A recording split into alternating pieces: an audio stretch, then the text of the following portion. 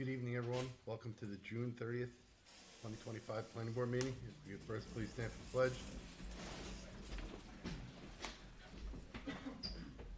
Pledge allegiance. Pledge allegiance to the flag of the United States of America and to the republic for which it stands, one nation, under God, indivisible, with liberty and justice for all. Thank you.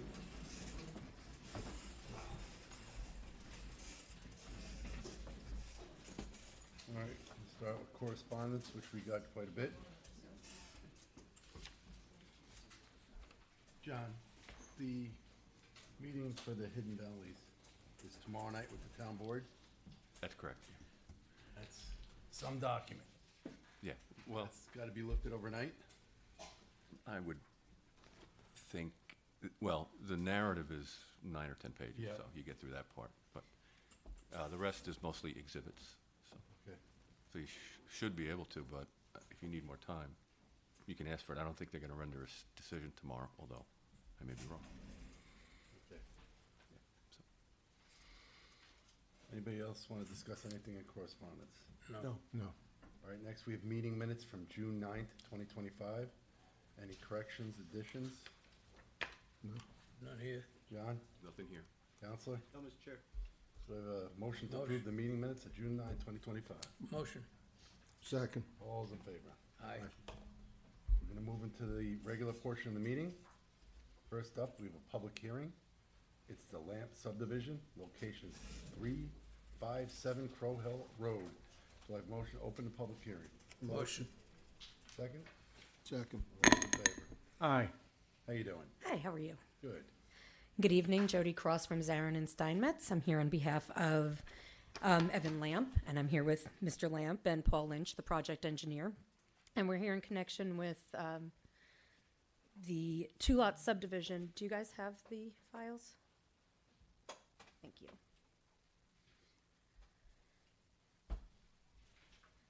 As you know, this has been pending before your board for a couple of months now. And we're also here, we're prepared to discuss the work that's proposed for the existing house on that property as well, and that requires separate approvals from the subdivision application.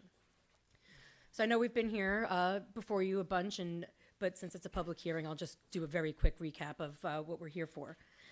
So Mr. Lamp's property is 4.463 acres. It's in the R180 zoning district. It's presently improved with a three-bedroom, single-family house. Mr. Lamp is looking to subdivide it into two lots. The existing lot with the home would be 2.6 acres, and the new lot would be 1.837 acres. These lots would be more consistent with the lots around them that tend to be more 1 to 2.5 acres, not over 4 acres.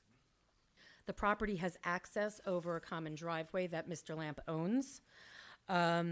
This driveway is subject to an easement. It's shown on the subdivision plan. We showed the houses that also share the driveway.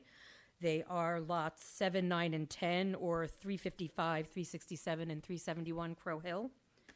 The easement agreement, which we've provided to the board, allows or contemplates that another house can be built here.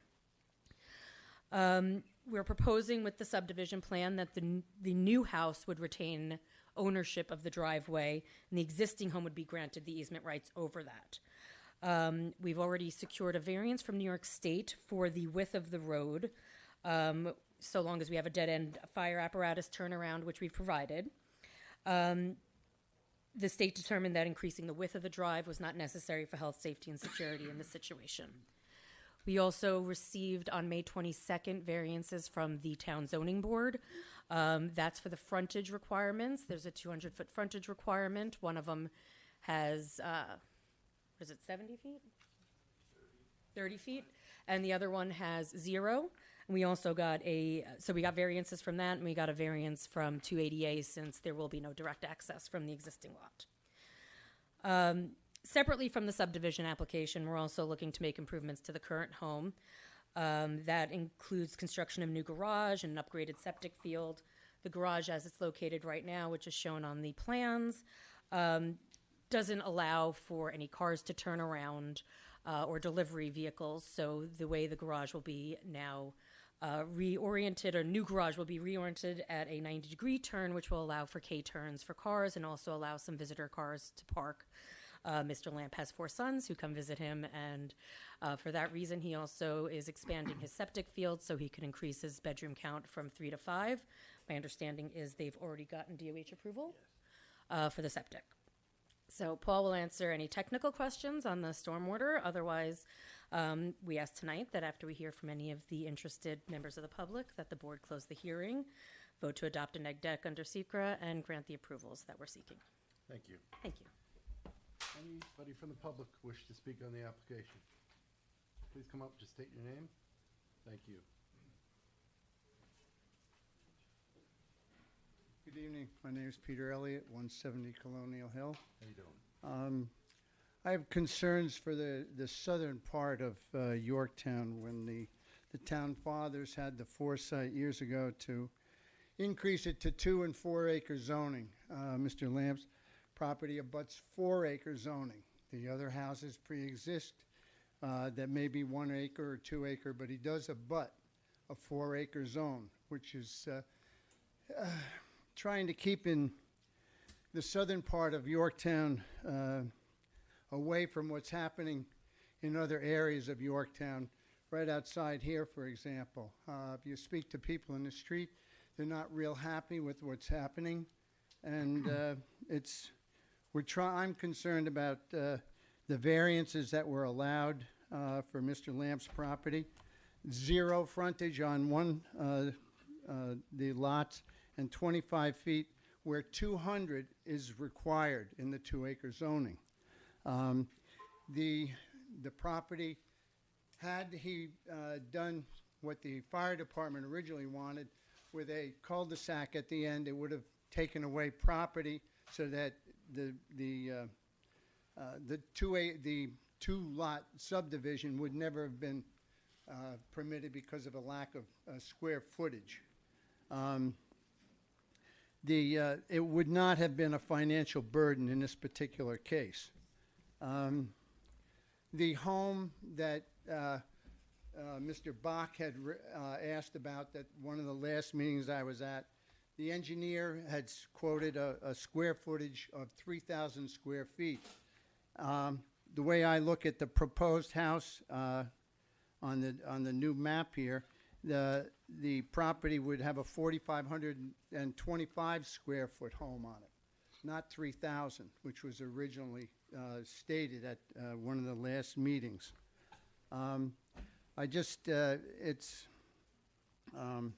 It's just a major concern that this was, allowed, in my mind and other people in the southern tier, to allow a 0 frontage and a 25-foot frontage where 200 is required. It opens doors for others to follow suit. It's just a concern for me and other neighbors in that area, and I just thought I'd voice my, not objections necessarily to this man in particular, this situation in particular, but just, looking out for the southern part of Yorktown. Property is at a premium here, and the down zoning is not looked upon favorably. Thank you. Thank you. Appreciate your time. Anyone else from the public? Any comments from the board at this time? None. No. John, you got anything? Nothing present. Counselor? No, Mr. Chair. All right, so we had 1 speaker. So I have a motion to close the public hearing. Motion. The second. Second. All those in favor? Aye. Thank you very much. Thank you. Okay, next we have Toll Brothers. This is a public informational hearing. Location is Catherine Street. Do I have a motion to open the public informational hearing? Motion. Second. All those in favor? Aye.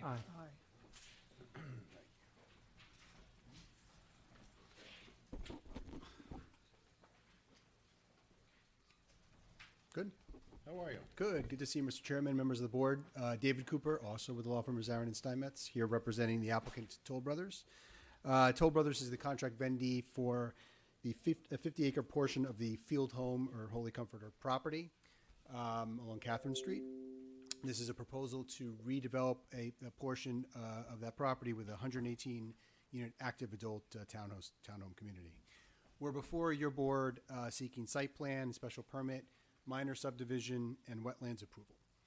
With me tonight is Kevin Moses from Toll Brothers, as well as Diego Villarreal and Paul Dumont from JMC, the project engineers. We are here tonight for a public information session. We have gone through several public hearings and public presentations, but because we are now formally on the public information session agenda, if with the board's permission, we'll just quickly go through the project and changes and then come to it. Okay. As I said, this isn't the first time that we've been before the public and before you on this project. You may recall originally the project started in 2022 as a 130-unit plan. It has been reduced to 118 units over the course of the review, which was between 2022 and 2024, where initially the site was proposed to be rezoned into the RSP2 district. And so much of our review was before the town board, serving as the lead agency for SEQRA purposes. Your board was serving as an involved agency, and we were certainly before you for a significant amount of time because the town board asked for your opinion on various SEQRA analyses and other questions about the zoning and the project. I believe it was actually August of 2024, we did hold a prolonged public hearing before the town board on both the zoning as well as the project itself, as well as several meetings before your board. In December of 2024, the town board completed the SEQRA process by adopting a negative declaration for SEQRA purposes, as well as rezoning the site to RSP2. What you're looking at now is the resulting site plan and proposed development that was the subject of the SEQRA review. Again, it was reduced to 118 units. I think as a result of discussions with your board and the town board, the applicant has agreed to file a restrictive covenant against 14.3 acres of the property as a conservation area that's shown kind of in the shaded area on the right side of the property. The proposal is also going to preserve the field home building, which is at that sort of the lower left-hand corner in that photo. Oh, thank you. The subdivision application before your board is to carve out the field home and about two and a half, just under 2.5 acres around it to be used to allow the town to adaptively reuse the property and the building. The applicant has offered to contribute $150,000 towards maintenance while the town board evaluates potential adaptive reuses for that building. You can go to the next slide. Yeah. So we have summarized this in the past, but because this is a public information session, we just want to go through some of the benefits of the project, which is a result of a lot of discussions with your board as well as the town board through the SEQRA process. This is an underutilized property. It was approved several years ago, actually more than several years ago at this point, for a senior living facility of I think about 102 apartments. That obviously didn't go forward, but has been kind of laying stagnant off of the town's tax rolls for quite a while. The fiscal analysis that was undertaken in SEQRA estimated about $1,017,702 in annual tax revenue all in, so not just the town, obviously all taxing jurisdictions, but all in. The proposal will provide housing for 55 and older. Obviously, not many school children, if any, would be associated with this project, but does meet a critical need for a housing need for that has been identified in the town comprehensive plan. In addition to the contribution towards the maintenance of the field home building, the applicant has agreed to a $150,000 contribution towards upgrading the Upper Hunterbrook soccer field. As the board may recall, and maybe members of the public that are watching may recall, There is a soccer practice soccer field towards the top of the property that has been rented to the town. I think the lease terminates in 2026. But this project would be replacing that soccer field, and so as part of the secret analysis, we worked with the town to evaluate potential other fields in the town that could be upgraded to accommodate or to take the place of that field. The Upper Hunter Brook field soccer field was identified by the town rec department as well as the town board, and so we, after working with the town, have worked out a $150,000 contribution towards an upgrade to that soccer field.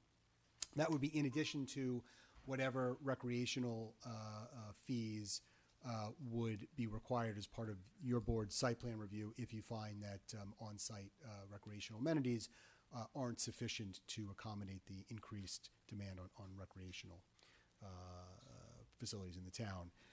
There is a full suite of on-site recreational amenities for the community, like a clubhouse and potential pickleball courts. But needless to say, or that being said, I should say, the applicant is prepared to also pay the $472,000 in rec fees if the board so requires, which would result in about a $622,000 total contribution towards recreational facilities. We already went through robust thank you. Yes. So what I'm going to do, let me do this. Turn it over to JMC to take you quickly through the site plan and the site itself, and then happy to return to answer any questions or allow public to ask questions, and then come back to you with term out procedure moving forward. Okay, thank you.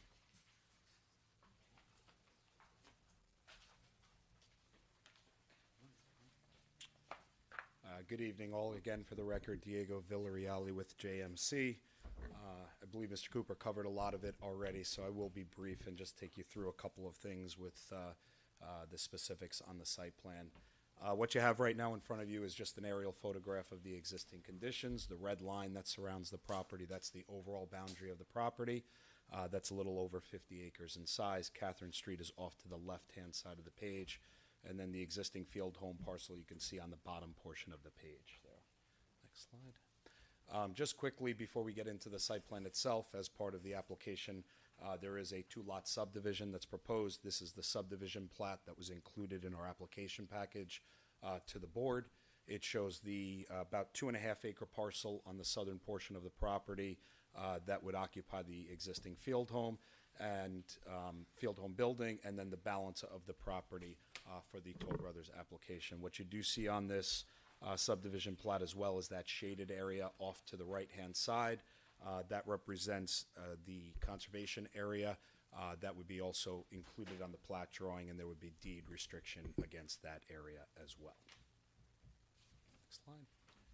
This is, as Mr. Cooper had indicated, the overall layout plan, which is a culmination of the zoning process and then the design process that we went through leading up to the application before this board. It incorporates all of the conditions of the zoning resolution that was put before us, including some improvements that needed to be constructed on the property itself along Catherine Street, some recommendations that were included that the applicant has taken on as part of the project. There are two access points off of Catherine Street. You can see one on the northern side of the page there. The driveway loops in and around and comes to another access point just south of that. So there's two access points directly to Catherine Street, and then there is a cul-de-sac that's on the southern portion of the property. All of the homes would be accessed from those two driveways, and all of the driveways have been designed to accommodate emergency vehicles, vehicle turning in and around the site. So everything has been designed in accordance with not only the town's requirements, but New York State Fire Code from a circulation and access standpoints. The overall site plan itself really has been designed to work with the topography of the property too. It's an important thing to note as part of the application. The topography slopes down towards the conservation area and to the wetlands that are located on the plan right-hand side of the page. So the roadways themselves, the way the units have been situated, everything kind of steps down with the grades. We were able to take advantage of that opportunity. Some of the buildings are designed as walkouts, some of the buildings are designed as tuck-unders. It just works with the grades of the property and allows us to really consolidate the development area and maintain a significant portion of the property as open space. There's some series of retaining walls that are utilized on the back portion of the property as well. That's all detailed on the site plans that were included in the package submitted to this board. As part of the application package, we did develop a full stormwater pollution prevention plan. You'll see a number of areas that have been reserved for stormwater management purposes. There's a combination of bioretention areas, stormwater basins, infiltration systems, all of which that have been incorporated into the overall design. We've actually made our initial application to DEP. They've begun their review of this application as well. We've met with your town engineer a number of times just to make sure that we're coordinated from a utility standpoint and a stormwater design standpoint. We've already received feedback, and we're in the process of responding to comments from the DEP. There's a full utility plan that has been incorporated into this package as well. All new water and sewer improvements would be constructed as part of this project. All utilities obviously would be installed underground. But again, all sewer and water improvements are going to be designed in accordance with the town's requirements. And as I indicated before, we've already began initial meetings with your town engineer just to make sure that everything works with the project that is currently before this board. Included in our package, just two more quick points. There was a detailed lighting plan that shows lighting fixtures throughout the property, as well as a comprehensive landscaping plan that includes tree mitigation. We did the calculations that are required that shows the breakdown of the number of trees to be removed. All of that has been incorporated, and what you end up with is a robust landscaping plan that's intended to mitigate any tree removals that are proposed as part of this project. We've also developed a comprehensive phasing plan as part of the construction. This will be not a phased project, but the construction will be done in phases throughout, so that it limits the amount of disturbance that happens at any given time. That is something that was included as part of our stormwater pollution prevention plan, but it was also included in our submission to DEP as well as to the town engineer. And finally, we did receive comments from the planning department. We recently made a resubmission. We have a little bit more work to do based on some updated comments that were received.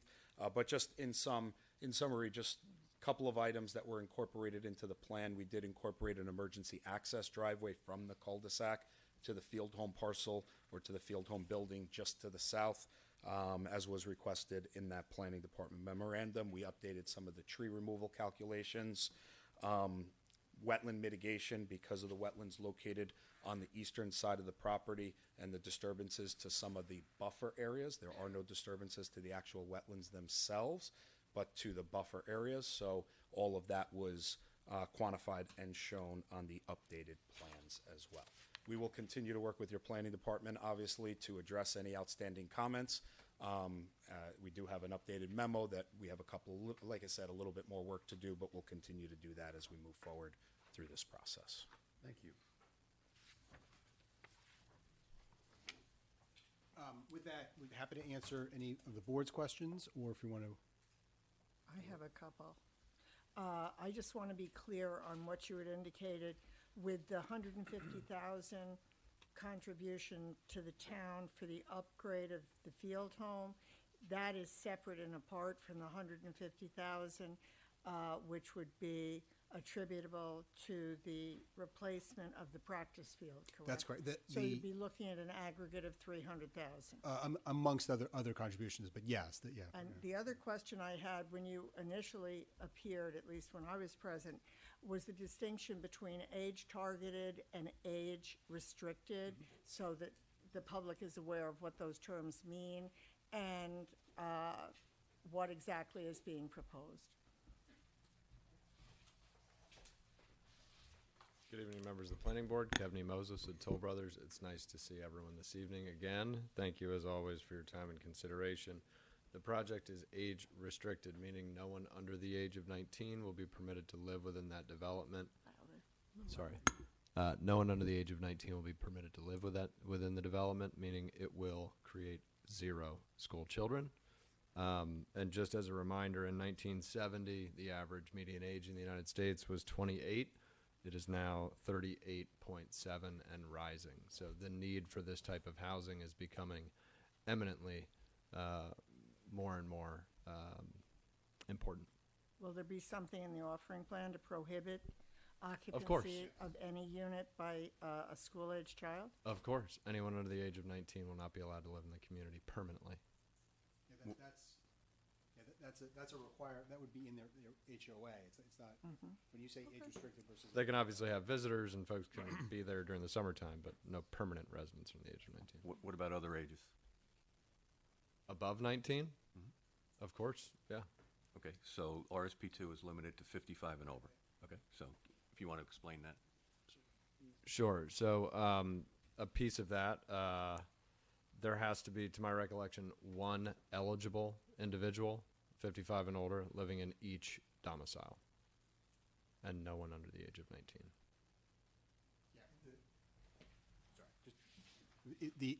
The technical or the legal answer is there was two different questions. One question is the actual, how are you making sure that there won't be school children here? That's the HOA restriction. Then there's the age restriction law, the fair housing law, which says you can restrict 55 and older, to only one person can live there that's 55 and older. That So if restriction somebody also- 55 has a school-age child, there'd be no prohibition? Well, no, there will be in the HOA, and so that it wouldn't work. No, yeah. And so 100% of the units will be 55 and over restricted, and 100% of the units will be restricted by the AOA to 19 and above. HOA, yeah, that's correct. Is that right?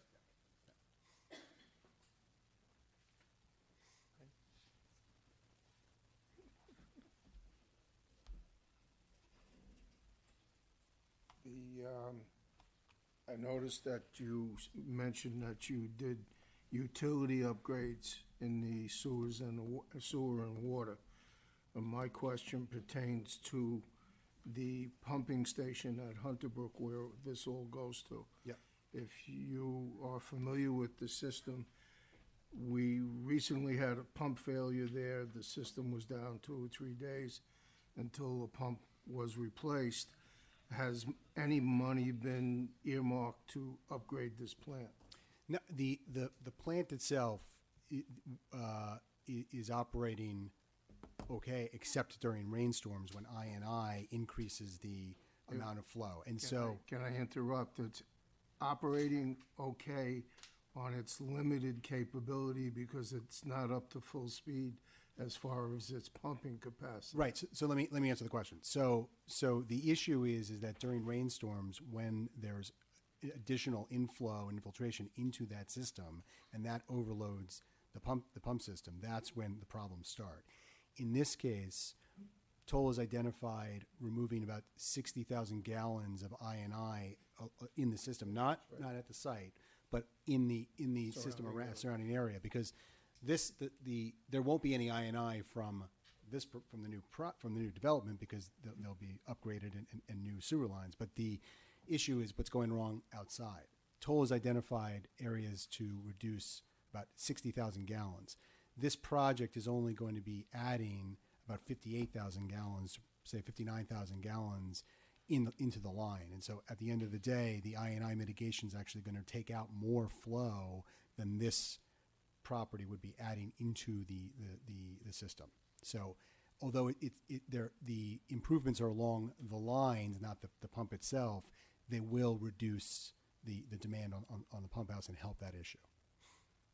I guess my point is that the pumping station needs to be upgraded, not just the infiltrate. We understand that, and from the town's perspective, we understand that the town is taking that into account. In fact, it's been doing that way before this project was proposed because there's a consent order between the town and the DEC. Yes. What the town engineer has said to us is make sure that your inflow or what you're adding to the system is not going to increase the overall capacity. Right. And so the INI mitigation is going to reduce what's going into that station now, such that it'll be less, it would take more out of the system than we would be adding into the system. And that's what the town engineer has said, that's acceptable, that's what the proper mitigation is for this project. Thank you. Any other questions from the board? None. John, the department did a great memo. I'm sure we'll be following up with this with you shortly. This is a public informational hearing, so we'll reach out to the public. Anybody like to speak to this application?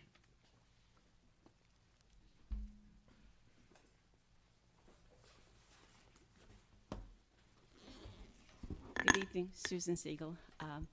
Please note that I'm speaking as an individual. I'm not commenting for the board, town board. Okay. My comment, I came to speak about the subdivision issue, but I do have some information or a comment on the what you were just talking about, Mr. Waterhouse's concern about the sewer thing.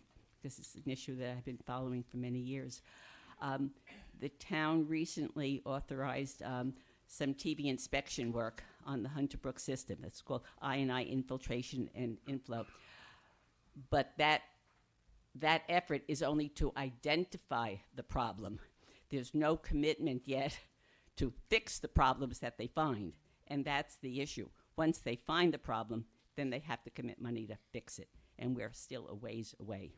I want to comment on the subdivision aspect of this plan, and it's more a question that I have because I'm concerned about the field home. As you know, the town board recently has signed an agreement with an architect to do a more in-depth study about the reuse of the building. We are actively looking for that. Without knowing the reuse, we don't know what the parking needs might be. So I don't know how this board is going to deal with the proposed subdivision line and the 2.46 acres when we don't know what that adaptive reuse will be and whether it will require 25 parking spaces, 50, 100, 150. We don't know because we don't know yet what that reuse will be. So I don't know how the board deals with the rest of the site plan because some of the houses, the lower left-hand corner, are very close to where that subdivision line is. So I'm just asking you to consider that, and I don't know how you proceed and how the applicant obviously wants to proceed and has done a lot of work in terms of stormwater and traffic and everything else. But what happens if the field home use needs additional land and needs 3 acres, 3.2 acres? I don't know. So, and I think the architect who has signed the agreement, I think he was talking, maybe 2 to 3 months. Sergio was your liaison. He can also speak to that because I'm not speaking for the town board, but I am concerned, and I honestly don't know how you're going to proceed. So that's just something for you to think about. Again, I have no concerns about the development per se. Thank you. Thank you. Anybody else from the public want to speak to the matter? Anything else from the board this time? I have a question for Mr. Cooper. Could you just clarify the contribution, the sewer situation? The town is going to do a study, I understand. Are you going to fund improvements? So this was studied during seeker, and it was determined that the fee for INI mitigation was satisfactory for this development. What does it cover? The fee is What do you Approximately $160,000 to my recollection. for improvements to solve the INI in a certain section? Is that right? Yeah, Within sewer districts 11 and 12, which are contributory sources to Hunter Brook. Let me also just reiterate that there is no moratorium on development related to the consent decree. These were also all pre-existing issues. The pumps were recently replaced. Our hope is that through this INI study, the one that Susan had mentioned, it's actually not an INI study, it's a CCTV study. They stick a camera down a hole and try to find the problems. It is our hope, and I think Dan's hope, that he will find the major contributory INI sources through that study, and the $160,000 plus or minus that we've committed to contributing towards INI may help solve those issues. So you will, if the problems are discovered, you will pay up to that amount to fix them? We have, Is that what you're saying? we have committed to 160, and that is all that SEQA required from us. As, Does that include as a condition of the searching out rezoning? problems? Sorry. Hold on, let me just, correct me if I'm wrong here, but in order to find the INI areas that we're going to pay to mitigate, we had to pay for a study, We analysis did. of the line, right. We did our own, Toll Brothers did its own study of your line to identify those spots that could be mitigated, and then is providing a contribution to the town so that when it does the mitigation, it can use that as part of its upgrades to the system. Okay. To a point. Yeah, to the, whatever the number is. Dan, you got anything you want to add to that?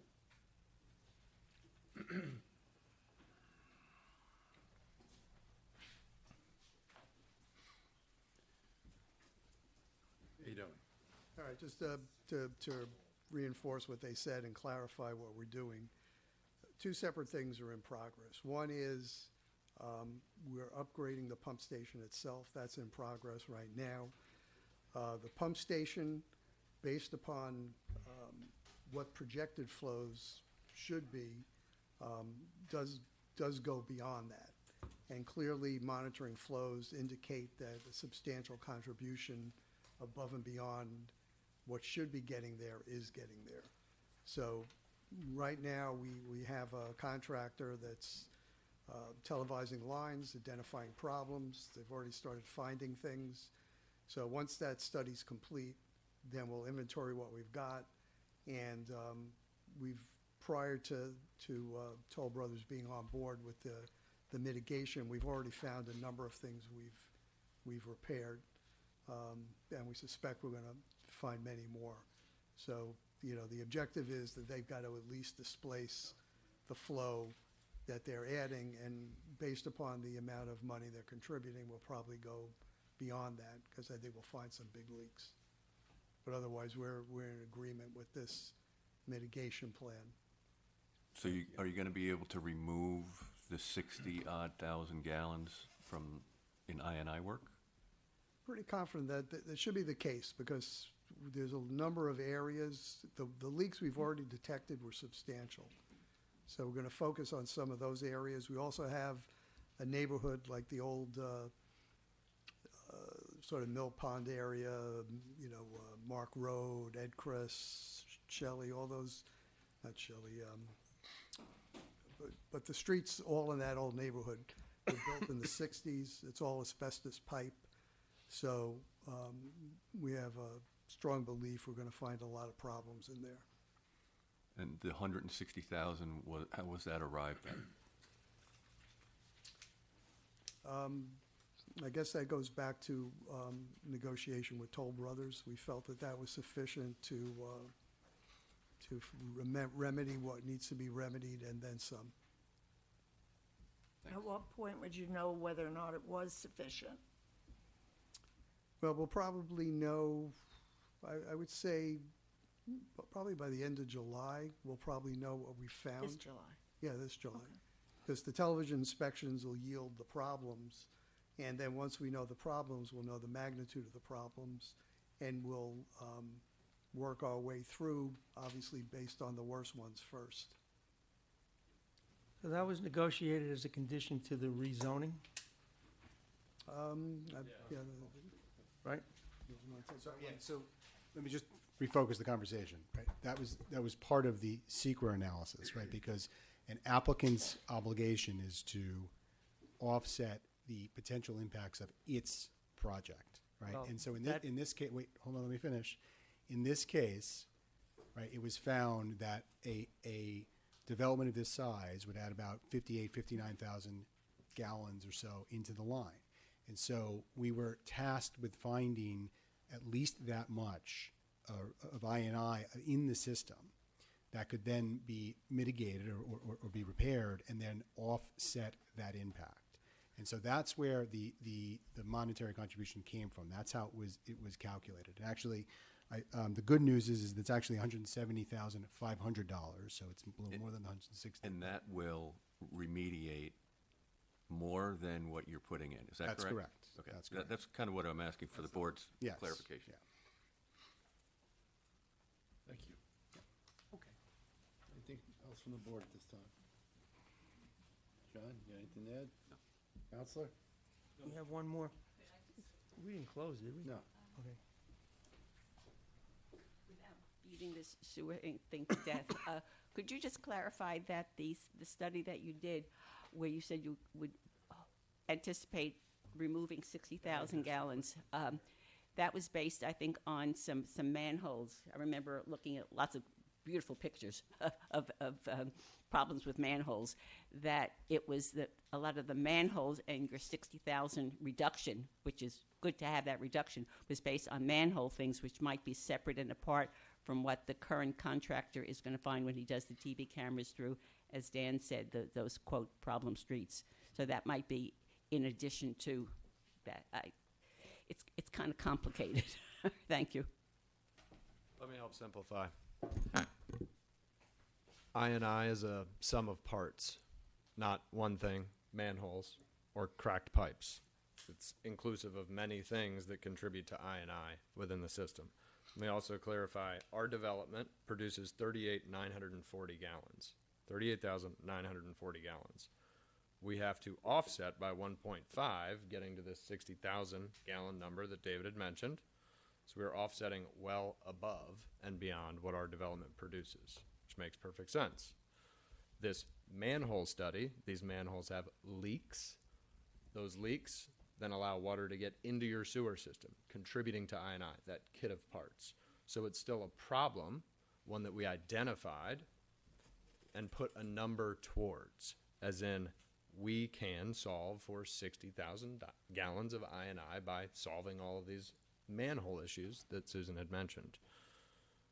The contractor who did this study, Weston and Sampson, who might I also add, is a contractor to the town, a trusted ally, someone that doesn't make up numbers, put a budget together to fix these manholes, got to $170,000 to mitigate 60,000 gallons of I&I. So that's just to clear the air on that. And that was deemed sufficient during seeker. Thank you. Thank you. Anybody else from the audience? All right, then, do I have a motion to close the public informational hearing for Toll Brothers? Motion. Is there a second? Second. All those in favor? Aye. Motion carries. Thank you very much. Thank you. So before we go, we just want to discuss procedure, because we'd like to play that back again next month, and if we could put us onto the public hearing agenda, because under your code, obviously you still need to have a public hearing, official public hearing on the site plan, special permit, and I believe in the subdivision and the wetland permits. Although I know we've already had several public hearings, I think procedurally we still need one here. Right. Yes, so we'd ask that we schedule a public hearing for July. We're gonna be ready for that? Well, you have to develop your wetland mitigation plans, your tree mitigation plans. I don't recommend necessarily doing the public hearing until you have better information regarding that. I haven't looked at the recent submission. I think you still have some more to do, as you said.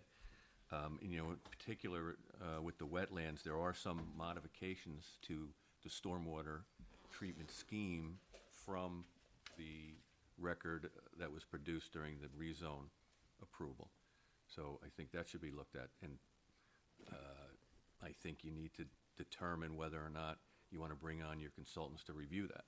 So I think there's some things to think about. Not telling you that public hearing is out of the question because they're there, but you certainly have some site planning work to look at that you don't have information on yet. So just telling you what you are lacking at the moment. Well, let me just, we believe you do have that information. Remember, we did make a submission subsequent to when we got the memo. Not that you've had time to go through it. We understand that.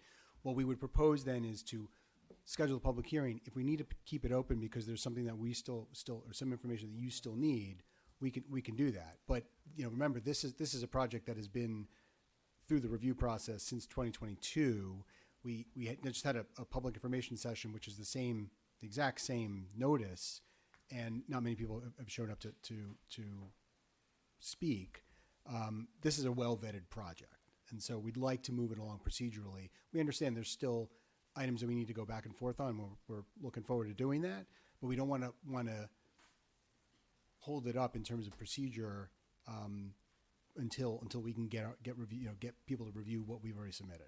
Yeah, I agree. It's a well-vetted project. Went through a pretty rigorous review, but you haven't done your review yet.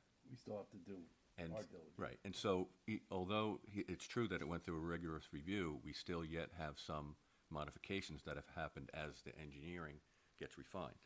So those things are still out there for you to really have a good handle on, is what I'm saying. We also recommend that you do a site visit as well. Could I just ask a question? I'm sorry, but Sure. how does frustrating the public hearing prohibit you from continuing to ask questions as we go through the process? How does what, the public hearing? Frustrating the public hearing as far as timing. How does that prohibit you from whatever We questions frustrated? you might like to ask in the future? Postponing it or not setting it right away? Is that what you're talking about? Yeah, I mean, still, it doesn't mean that public hearing closes or the public hearing process gets continued after the first meeting. Doesn't mean you miss the opportunity to study the project as you may wish. No, but the possibility of questions arising that are not showing at this particular point will not be able to be answered or be questioned at a public hearing. Well, I think that we have resubmitted plans. There is, in fact, guaranteed a wetland mitigation plan. There is, in fact, guaranteed a tree mitigation. I understand all the plans are in place. I understand how plans work. What I am saying is that our process isn't finished. I completely agree with you. And all I am saying is that I don't think your process has to cease where the public hearing begins. No, but if we are not allowed to bring our process to a head and identify problems that we find, the public will not be able to question them. So I think John had mentioned it's very well vetted. I think we've gone through all of the known issues for this project, a multitude of occasions, and I would be open to having multiple public hearings if it just meant starting the process. That's, I guess, my personal belief, but I don't believe it's a disservice to you or your board to begin the public hearing. The mitigation plans that come in, those have to go to the various other, Referrals, yeah. Yeah, we have to refer out Right. to all interested. that'll be conservation, Yeah. tree advisory. Mhm. Is the town board completely done at this point? Yes. So do we know when the conservation board and the tree board would get the referrals that they just submitted? Well, I don't know when they're meeting next, but they probably have them if we received these last week. I'm sure that they were sent to them already, but The other boards get these other? The wetland, go ahead. So a couple of items, there were just, in our initial package to this board, before comments were received, we did have a full landscaping plan which included the wetland mitigation. It was summarized in a chart, the wetland, or the potential, wetland buffer impacts. It was quantified. It was all summarized. There were some comments that were received. We resubmitted that. We already went to the Conservation Board. They reviewed those initial the initial materials that were submitted as part of the first package. We received positive feedback from that board. I believe there was correspondence that was sent to this board as well. I'm sure they're going to get subsequent copies of anything that's submitted to this board, but they did have an opportunity to go through what was originally submitted. And what Mr. Tegeter is alluding to is there is the water course parallel to one of the stormwater basins. We are looking at making some modifications to that. but the modifications that are proposed and what we think needs to be done is not going to impact the site plan in any way.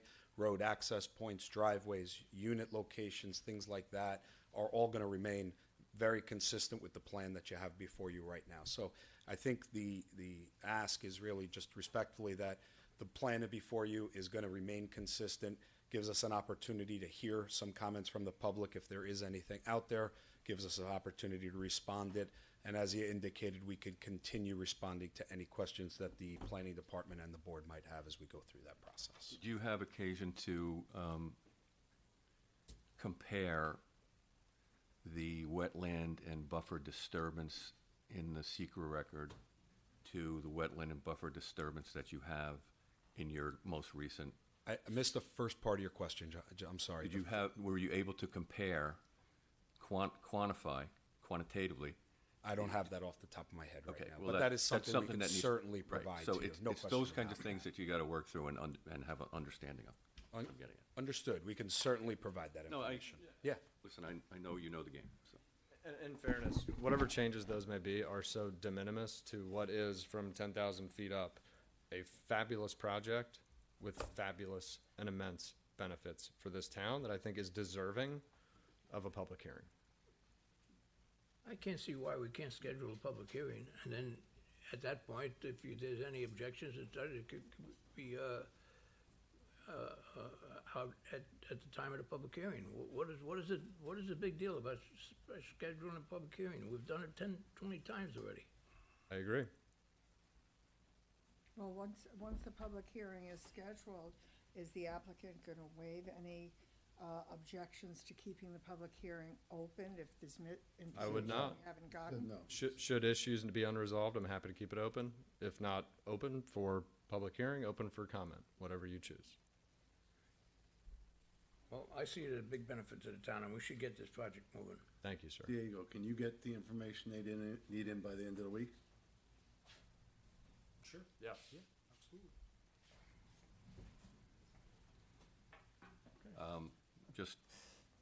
Just to round out some of the things that we heard, the architect for the field home is not yet signed, but is in a matter of days will be signed. How long will that process take? It's a several-month process. It's not really long. One of the things that I've asked them to do, or I've informed them that we need to look at immediately, is the impacts to the site. I mean, I know that they have some ideas on adaptive reuse, so they should be able to reasonably make some recommendations and conceptual drawings. And by the way, Toll Brothers were good enough to do conceptual drawings, which is in your package tonight, of additional parking areas and things like that. The architect that's doing the adaptive reuse should look at those and also develop what, if there are differences, their own recommendations. That will inform you as soon as possible, as soon as we can, what the site needs to look like and what that lot line needs to look like, et cetera, et cetera.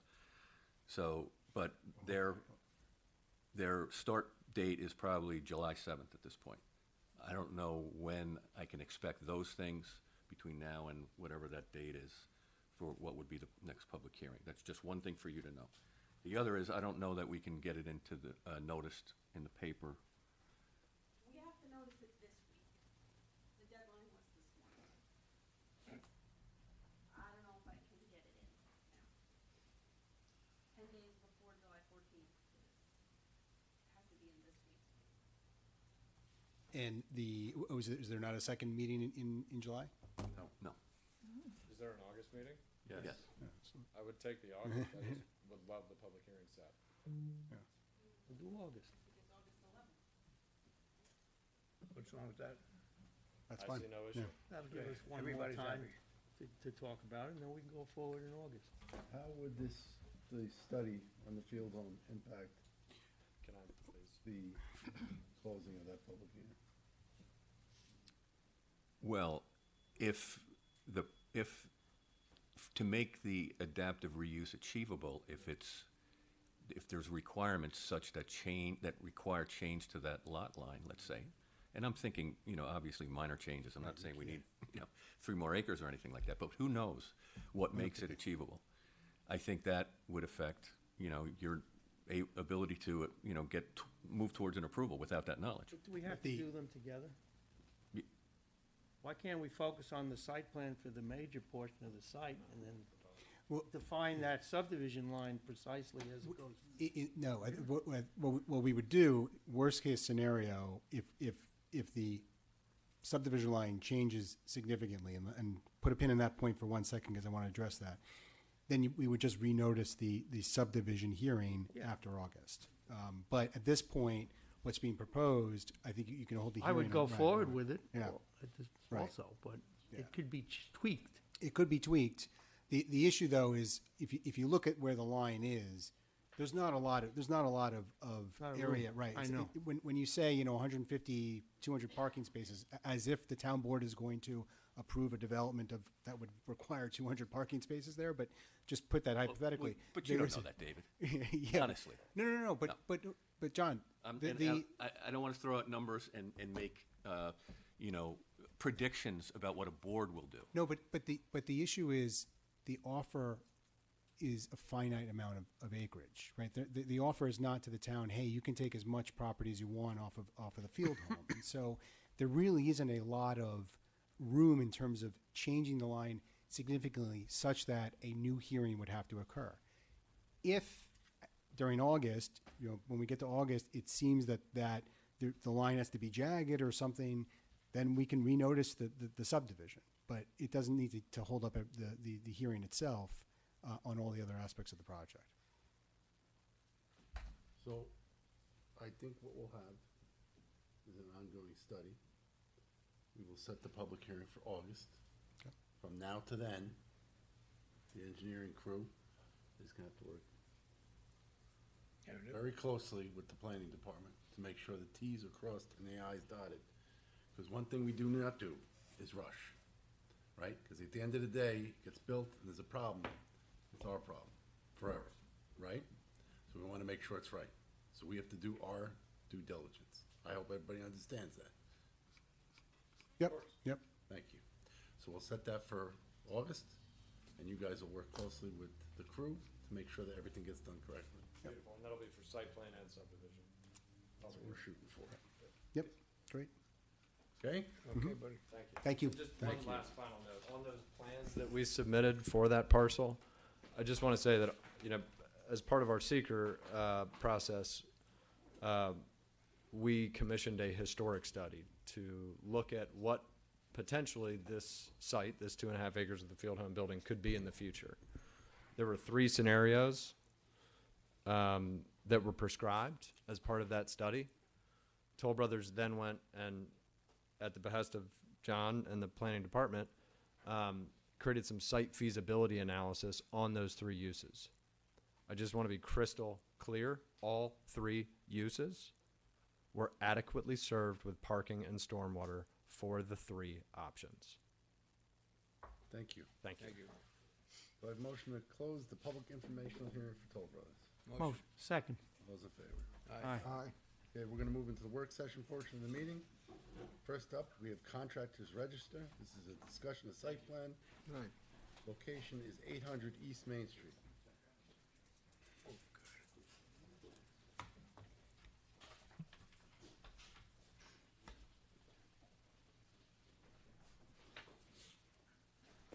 Did you get to the site? When they had the site walk? No, I didn't get it. I didn't either, I forgot all about it. I was up in Newburgh. It was during my work.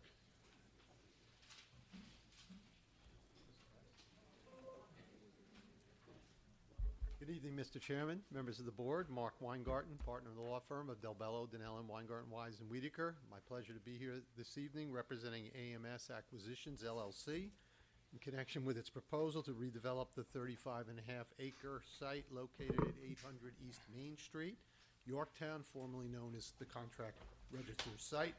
I'm joined tonight from AMS from Ryan Sutherland, our Director of Design and Development. You'll hear shortly from our architect, Colin Grothier from Beanfield Architects. Then Jason Williams, our landscape architect, and Joseph Reiner, the Principal of Site Design Consultants, our civil engineers. We've been before you a number of times, so we'll do this briefly. We were before you informally at the last meeting, As you know, we commenced this project more than 2.5 years ago by filing a petition to rezone the property from OB to RSP2 and to increase the height from 45 feet to 55 feet within the zone. The requested change to the height was limited to large tracts such as this one, which contains 25 acres or more. The zone change was approved by the town board at its meeting on May 6th, and it now permits AMS to proceed with its plan to develop 180 senior apartments in a beautiful new neighborhood in the now vacant office space. It's why we're before you seeking both site plan and special permit approval. We presented the plan, as I said, on May 19. It calls for the demolition of the existing 63,000 square feet of office in the two buildings that are there and replaces it with 180 luxury multifamily senior residences, 74 one-bedrooms and 106 two-bedrooms, restricted to owners 55 years of age and older.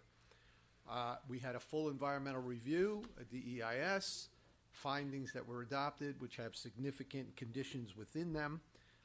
The plan preserves over 26 acres of open space, which is more than 70% of the site. And as you know, it took on a lot of changes through that town board environmental review process. We started at 250 units. We went down to 180. And I think one of the more exciting parts of what was finally determined was that this redevelopment of this project is essentially the vast majority of it is located exactly where the development was already disturbed by the previous office park. We had hosted two of you at a site visit, was it last week or the week before? And of course, we're available to the others if you're interested in coming to take a look and see what we're planning on doing. There are numerous benefits to this. We listed them at the last meeting. I won't go through it again. If it's worthy of a discussion, we'll do that. We'll do that at a later point. So at this point, because we have been before you many times, I'm going to turn it over to the architect to just go through and highlight the major points of the plan. And again, we will have our landscape architect go through more significantly, because you haven't seen that yet, our landscape plan, and we do have a few civil engineering things to go through tonight. Thank you. Thank you. Good evening. Colin Groth here for Binefield Architecture. I'm a senior associate, been with the firm for about 20 years. The project, we're really excited about it. We took our inspiration from the natural beauty of the site, the sweeping views. The idea was to take inspiration from the New York State Parks and the Grand Hotels in this area and the upstate Adirondack region, and infuse that with a modern design language that works with the existing terrain and history of the upstate New York regions. Can you go to slide 4?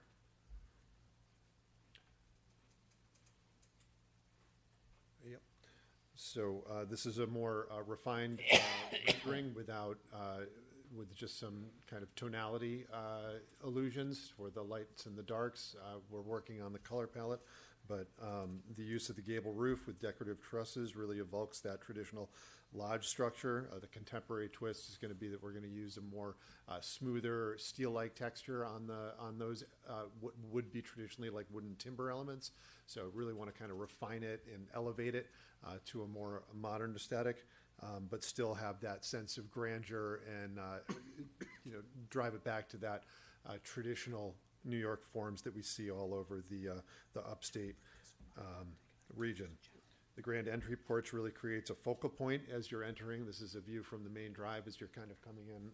Sorry, the map's not up anymore, but as you're coming in that main drive, this is what you see when you arrive. So it really creates a terminating vista. The large gable, the welcoming porch brings you home to this sense of relaxation and retreat. Can you go to slide 14?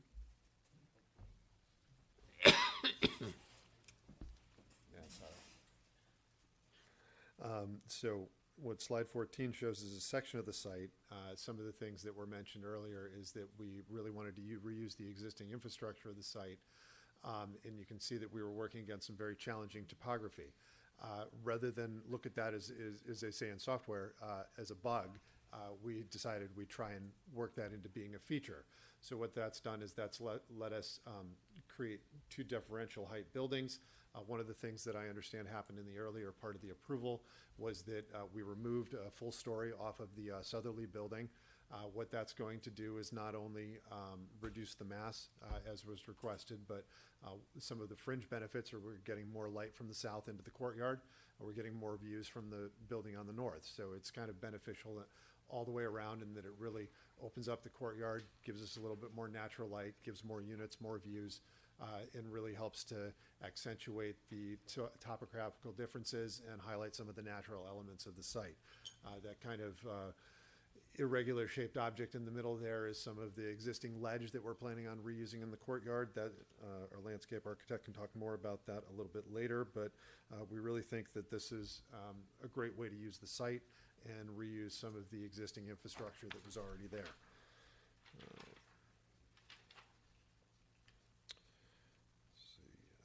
I hate to do this to you, but can you go back to slide 5?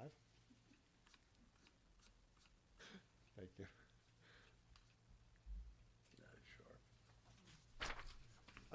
So one of the nice things about this setup is that a little bit different, from a typical donut building, is we got two more or less discrete buildings that are connected by some walkways between them that create a little bit of differentiation between the north and the south wing. But you've got this encircled courtyard that really creates a nice natural space.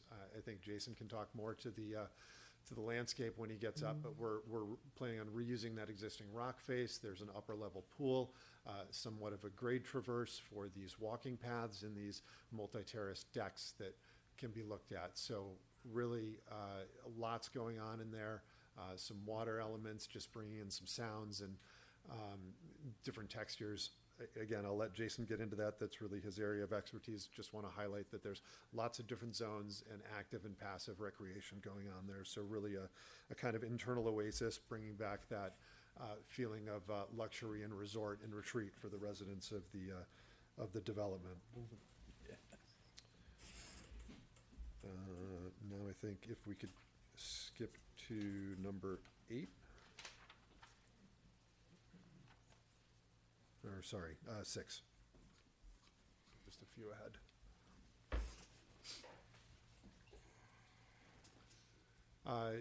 As my predecessor, the legal counsel said, we're looking at 180 units, 74 one-bedroom, 106 two-bedroom. Got about 270 parking spaces on grade. Total building's about 225K. This is showing the sectional cut through the site. At the lowest level, you've got a single loaded corridor of units out to the south building, and then the rest of it is natural grade or mostly unexcavated, except where we need to for foundations, but this is an entire level down. We can go to the next level up. This is the next level up, so this is the southerly building. You have access to the courtyard. Starting at this level, there's a smaller amenity space on the southern side, but it is a relatively grand space. It's going to be double height. So we're really trying to bring as much light as we can into these amenity spaces. One of the things our firm is known for is doing really good interior design for these multifamily buildings. So we really like to have as much of volume in these common spaces as possible and really work with the height and create lots of light and have these common spaces be something really special for the community. This also transitions to a double-loaded corridor, so you've got views to the south as well as internal views to the courtyard, and you can start to see some of the connecting bridges to the northerly building. Go to the next one. This is where we start to get a more fully encircled courtyard. You get the addition of the northerly amenity, which is much larger. That's also going to be a double height space in some places. So that's really going to be, even though it's around the back, that's kind of your front door, even though your approach is on the other end with the grand porch. But that really gives you this great sense of entry when you're coming around the building and come in. The pool is going to be visible through the amenity space, and then you've got a few units there on the wings, as it were, for the next 2 levels as you go up with the double height amenity. We can look at the next level up. So this is just more or less a typical floor plan at this point. We're going to be out of building on the southerly building very shortly, so that's going to turn into roofscape, but We are elevating in height, the double height of the amenity space. To the north, you've got a pedestrian bridge with the corridor that goes through and is going to really create a nice overlook, dramatic sense of space there. So you'll be able to look out over the courtyard, potentially to the, I believe that's the northeast. Again, we really work to make these things special as you're circulating around the building and kind of passing through these amenity spaces, something we really try to bring to life for the residents so that it's a much more enjoyable place to live. We can go up one more. As you see, we've lost the southerly building. This is now the rooftop. You've got a depressed roof area to conceal the mechanicals. So it is a gabled roof in appearance, so kind of more of a mansard, or a false roof with a mechanical flat in the middle. It should do a decent job of screening it from the upper units. And then you've got a pretty much a full tier of a double loaded corridor there that has views to the northeast and to the south. I think we've got one more. Back to the elevations. Can we go forward one more? We using traditional materials, back to the upstate New York traditions in the Adirondack region and the Grand Lodges. Lap siding, shingle, and stone are the primary materials. We're working with a modern color palette, but it's a little bit yet to be determined what the final colors are. We'd like to come back to you with those in the future. But again, using those materials and layering them with the key elements of the design, like the trusses and the brackets and the trim and the porches, that's really kind of what's going to bring this design to life. You know, the scale's not out of context for a structure like this. You know, you would have grand hotels from kind of the golden era of the Adirondacks, or, you know, northern New England, that are of a large scale. They've got 4 stories. They've got lots of windows. They've got lots of porches. We're really trying to bring that, but elevate it and design it in a modern way with modern materials. So that's really what our target vernacular is. Thank you very much for your time. I'm going to pass it off to Jason, our landscape architect from SLR. Thank you. Good evening. My name is Jason Williams. I'm a senior principal landscape architect with SLR Consulting. I'm going to walk you through the site a little bit, and we'll talk plants. Hopefully everybody loves plants. And we'll talk about the courtyard and our rec area. Joe, I'm wondering, does your cursor work so we could guide people of where I'm talking about? Because I can't point to anything. Okay, so as we enter the site, we have some proposed masonry columns, Belgian block apron, and ornamental grass landscaping. If you're coming into the site, you could imagine looking up to that yellow expanded basin area that we're completely restoring. We have a decorative X-panel fence that runs just in front of that detention basin area. Our drive up remains in the exact same location, but is widened. We have a central planted median that's interspersed with flush, decorative, colored asphalt. Based on our meetings with fire department, which I'm sure Joe can speak on, so that they can really meander from the ingress and egress lanes during emergencies. As we come up our drive, what currently is just overstory woodland with lawn, we are now planting native shrubs below that overstory. And as we come up and before we make our right-hand turn, there's a couple existing dogwoods out there, so we want to build on those and have a really prolific band, almost a gateway as you're coming up through those dogwoods. You see the facade, entry facade that Colin just showed. In its existing location, we have a decorative turnaround area, bluestone patio into the buildings. On both sides of that, existing parking is to remain in its present location. Now, just to the south of that upper parking lot is just a big mown hillside, which is not doing anything but wasting someone's time to mow that. So what we want to do is completely get rid of all of that lawn, turn it into a large wildflower meadow that ecologically links into the 2 yellow detention basins. And then we're going to plant pioneer species trees like aspen, birches, small oaks, white pine, so that we could essentially start to rebuild that forest. So on the south side of that parking lot, one day, that upper forest will come down and tie into that mint color existing tree area. 2 driveways move around the site till we get to the upper building where we have our drop-off area. On each side of that drop-off area, in pink, you could see we're coming in as a stormwater LID measure and putting permeable pavers within the parking area. We have a really nice walk center lined off the entrance there that ties into our recreation area. Of the trees in this area, a lot of them are Norway maples, so, which are invasive tree. We'll be looking to get rid of those. I'll talk a little bit more about planting as we go on. Maybe the next slide we could go to, which is the courtyard. So you saw the perspective courtyard that Colin showed. This is essentially the plan view. And the idea behind this is, how do we create the coolest area for the tenants of all different kind of use types? So let's start at the upper building on the left. Coming out of that building, we have one type of surfacing with upholstered seating, coffee tables, which then look out onto that gray pathway. If you take that gray pathway down, you can see we have an outdoor dining, outdoor kitchen area, a pool table in the area, grill, sink, green egg, an island.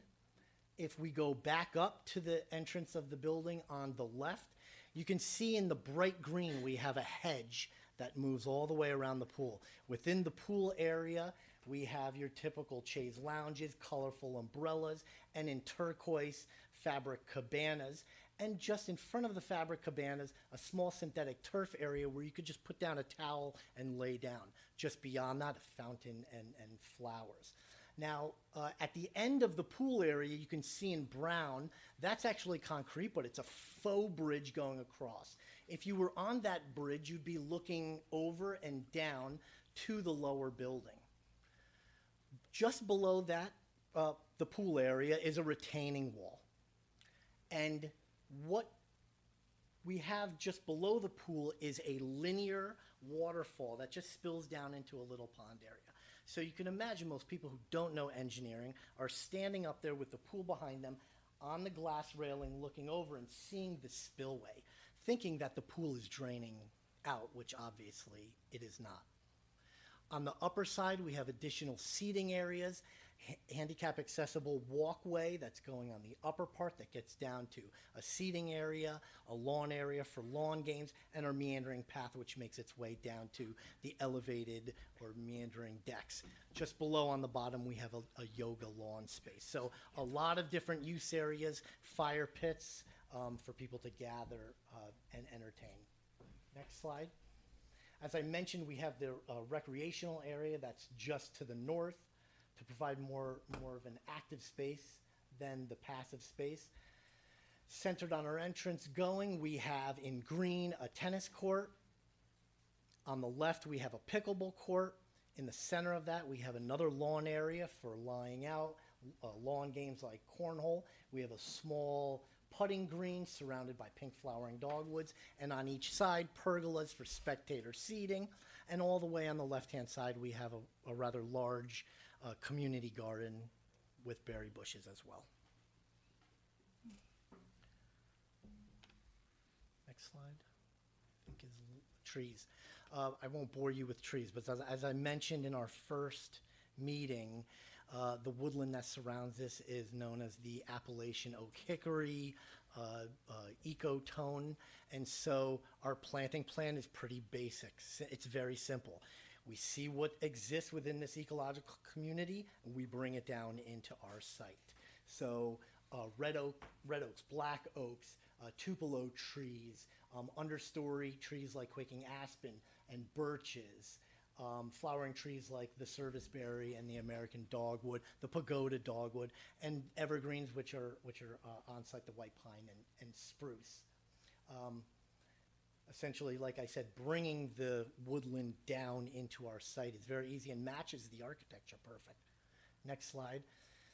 Shrubs, we like to go native, native, native because we love increasing pollinator species and songbirds in the area who will be perching in the new trees that we planted. So things like viburnum, dogwood, clethra, ninebark, low bush blueberry, oak leaf hydrangea, a lot of great native shrubs really filling out the landscape. Next. Our perennials are playing off of the really vision of the architecture, creating that alpine feel, and our ornamental grasses native in areas where we can't have grasses, we have ferns, the native scented fern. Next slide. Please, if you love plants, look at our planting plan. It's very, very, very detailed, and we're almost looking at, this site as a restoration project.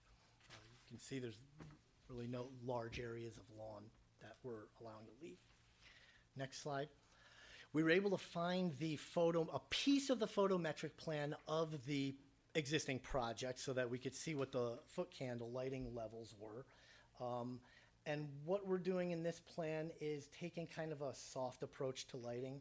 We don't want to glow up this entire site. All of our proposed lights are full cutoff LEDs, dark skies compliant. Our average foot candle for the parking lot, walking ways, and drive lanes are 1.62 foot candles, which we feel is appropriate, and there's no light spillage off of the property. And with that, Joe, I think I'm turning over to you.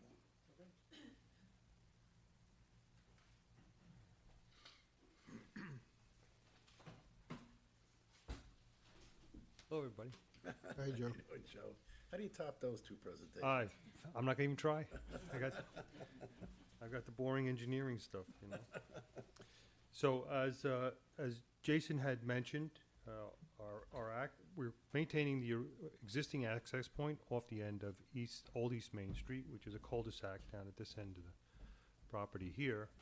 However, we are, for the purpose of emergency access, we are dividing or widening the access way and adding a center median that is going to be broken every so many feet based on a meeting we had with the fire chief from Mohegan. This seems to be an acceptable way to allow emergency traffic to weave in and out as necessary to get up the site in case there's some congestion in the roadway or whatnot. So once we get up into the site, the parking lot to the west and the parking lot to the south are existing and will maintain exactly as they are. The parking lot to the north is being expanded over in this area here, and the parking lot that exists on the east side of the building is being reduced. Currently it's about this big and it's being reduced to a smaller size. Across the way there is an existing parking lot that we're going to convert to our recreation area, and that for the most part is going to stay within its footprint. The only expansion that we're going to really have there is the tennis court, which is going to go beyond what the current limited disturbance area, and it's going to take some more of the existing trees in that area. We're going to continue to use the existing sewer system. There's an 8-inch sewer main that runs through the property. All the buildings are going to connect to that, and it will, it's still in very good condition and will function and support the site. That sewage currently goes to a pump station, which is on Old East Main Street, just east of the cul-de-sac. There's a pump station there that services the contractor's register as well as some of the residents along there. we're going to completely replace that pump station with a brand-new pump station adjacent to the existing pump station, and it's going to have a new control system, a new backup generator system, so it's going to be a brand-new system. It's going to tie into the existing discharge line, which connects near Lee Boulevard to the gravity sewer system that's over there. The water system is going to be a loop system around the buildings, around the access road, and we're going to have a second connection point so that we have duplicity. In case a portion of the main goes down, we still have adequate water supply for the site. From a stormwater perspective, there's 2 existing stormwater basins, actually 3, but the 2 main ones that we're going to use, there's an existing stormwater basin right here and right here. We're going to retrofit those, make them adequate in size to what we need to meet today's general permit standards. And they'll be enhanced. They will both be a pocket wetland type basin, which it is now, but it is at this point in time, it is totally overgrown. It was never maintained. It's got trees growing in it and so on. We're going to totally redo it, and it's going to be a state-of-the-art stormwater management system. Off to the side of the recreation area over here, there's an existing smaller stormwater basin that currently services that parking lot that it's going to be replaced by the rec area, and we're going to continue to use that to treat that stormwater coming off of that area. Regarding the trees, we're still massaging that a little bit as far as what we're going to do to mitigate the removal of trees. At this point, we're somewhere around 200 trees. Many of the trees that are coming out are trees that are around the existing, that were planted as part of the original development of the site. And the only real trees that are going to come out that have remained untouched up to this point or have not been planted as part of the original building is where the tennis court is going. So we'll be working on putting together a mitigation proposal on that. Any questions? That is one beautiful site. Oh, my God. That is one beautiful site. It's like it belongs in the Catskills. Yeah. It really is a unique place. It's an oasis up there. It's very secluded. It's unique when you're looking at development. Of course, this is a redevelopment. So that's our presentation. The only thing that I would add that we've mentioned to you before is that this is also creating a much needed and servicing a market of people we think these residences are going to go like hotcakes. The main purpose being that you have 55 and older, but nobody's doing rental. Nowhere in the county, really. It's very little. There's almost no opportunity for somebody who wants to downsize and stay in the community and be able to rent as opposed to purchase. And, a diverse housing stock is just something that's needed. This particular company, AMS, is servicing that market. They're actually under construction with 150 units roughly in Buchanan. And they think this is a market, and they're very excited about doing that here on this site as well. We just think that's another big benefit of the project itself. So, Process and procedure. What's next? Right. Public informational hearing. Okay. we'd like to do that in July if that's possible. We are. I think we missed our. Well, given our knowledge of these folks, and if you look at what we did with the last applicant, which is get them into a public informational as soon as possible, we noticed this morning. Oh. So we could undo it, but once you miss the deadline, you can't do it. No, let it go. Sure. Yeah.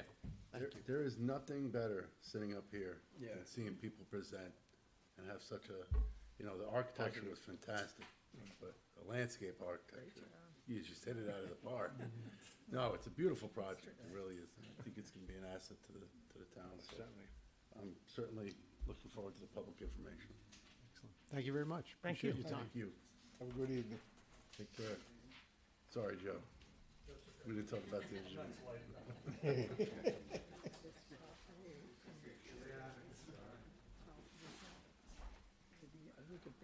All right. No way, it's Next not up, really we near. have a town board referral. This is Hidden Valleys. Location is 3000 Navajo Road.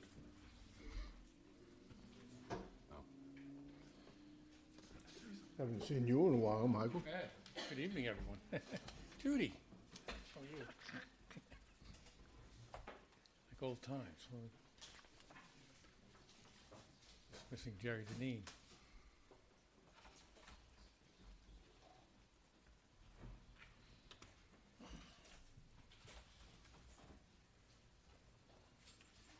Good evening, everyone. We're on a town board referral.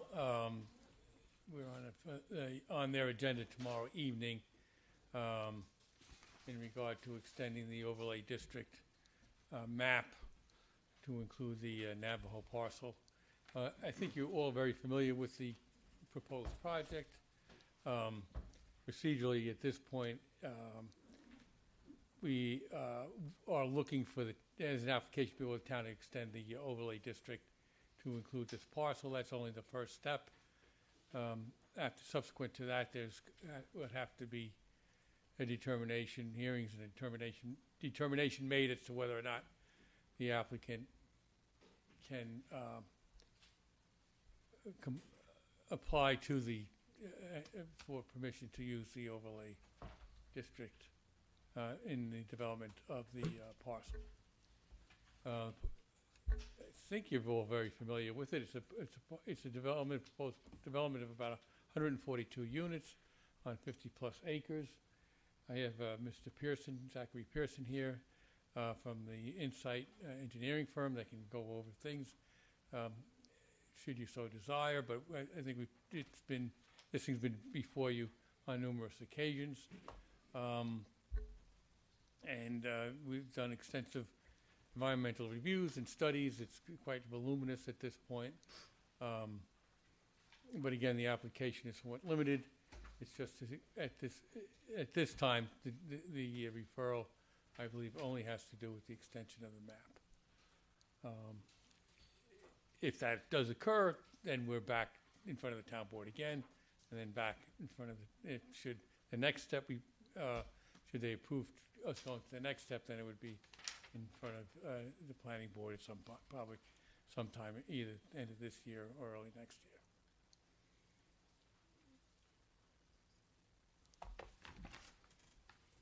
I don't know if any have. Try to keep it short and sweet this evening. The entrances and exits to this project go into there's both to Navajo and to 6N. But we've done traffic studies. There's been extensive traffic studies for both, looking at the traffic either going out to 6N or proportionally out to Navajo, and then to 6 as opposed to 6N. I think that the concern is always traffic, although it's fairly benign. In terms of traffic impacts, it's actually very benign based upon the traffic studies. The big bonus here to the town and the community is the proposed installation of sewer infrastructure along the 6N corridor.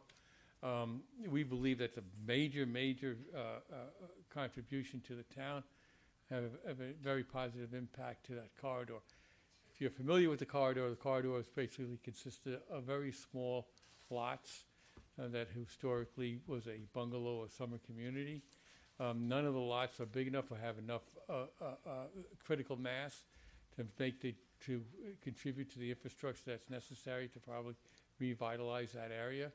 The town had, in adopting the overlay district for the Osceola Lake area, had always considered that they were looking at the time that they were creating it for a bigger parcel to hopefully contribute the infrastructure necessary to revitalize that area.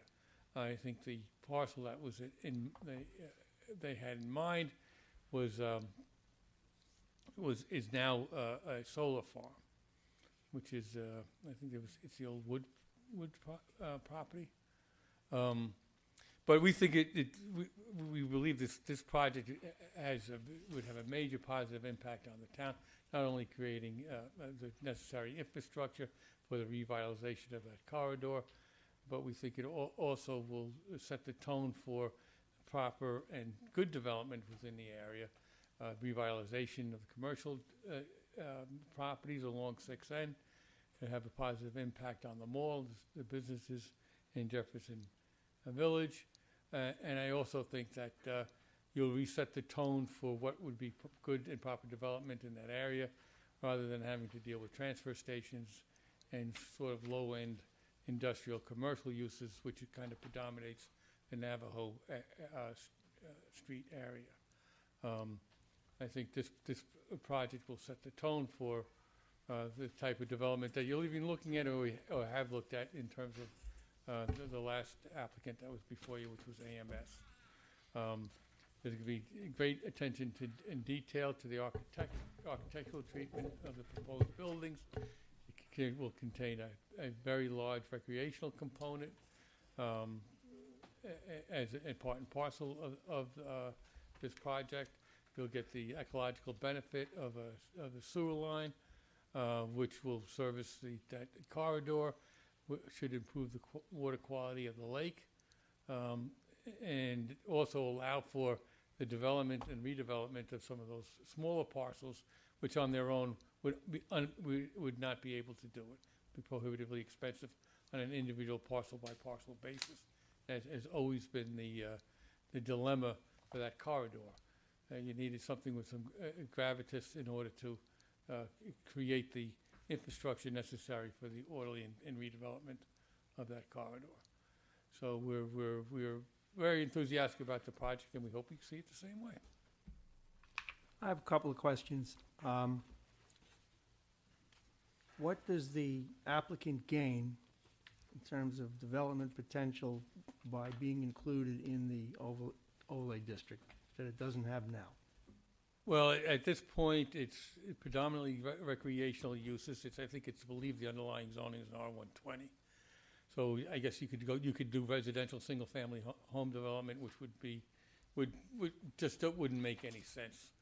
You probably wouldn't get a great unit count because you'd have to put infrastructure such as roadways, create road frontage, separate lots. So there is in terms of a return to the applicant, there's a substantial return to the applicant for having it going from a single-family residential, I think it's R120, maybe even R140. Okay, so that's what you've got now. What if you went to a multifamily zone that was not part of an overlay district? What would you get then? You know what, at the very inception, we looked at all different scenarios. And one of it was just a straight rezoning, but based upon what's on the books, and the problem with the code is that a lot of your multifamily zoning districts were designed 50 years ago, believe it or not. And so the thing is that the flexibility under the overlay zone allows for a better development. It's an already existing procedure that the town did adopt, and I think it was one of the reasons. Actually, this fits very nicely with one of the reasons why they actually did the Osceola Lake overlay to begin with. When they first studied it, or when the town first studied it, they would have had to identify certain lots that would benefit or could benefit from the overlay. And I think and actually there was a search for. It was actually, to me, it seems odd that this property wasn't included to begin with. Because it did provide, you needed something in order to, and it's always been the dilemma up there. You needed substantial infrastructure. All the problems that are up there, which would be, stormwater, sewer. There's a bunch of failed septic systems all through through the whole thing, through the whole corridor, which it segregates the water quality of the lake. And you have basically properties that are very, quite frankly, a lot of them have been, almost look like they've been abandoned and run down, and they don't have the ability to rehabilitate themselves. I think there was one gentleman, and I think you're going to hear, the town board will hear, one gentleman that wanted to put a sewer line in because he has failed septic system.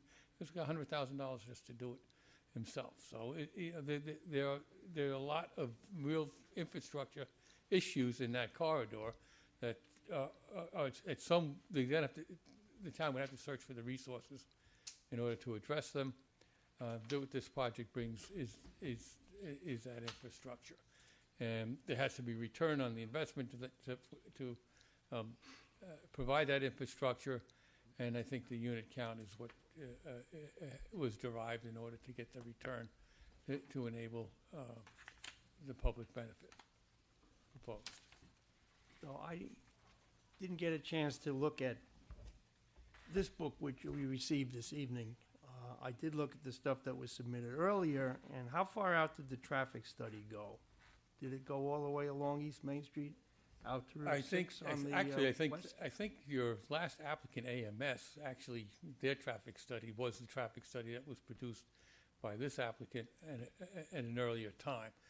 The traffic study was reviewed by Transpro, which was the town's consultant, and found no issue with the traffic study that was produced by the applicant. It was produced by Phil Greeley, who we all know and have a lot of respect for. The actual traffic count in and off the site is actually quite negligible, given that it's really actually for the amount of units, you're just not going to. I think the knee-jerk reaction, it sounds like a lot, but basically it's de minimis based upon the existing traffic flows. I think there's tens of thousands of cars that pass through both 6 and 6N on a daily basis. You're adding 1 or 2 cars an hour off this site.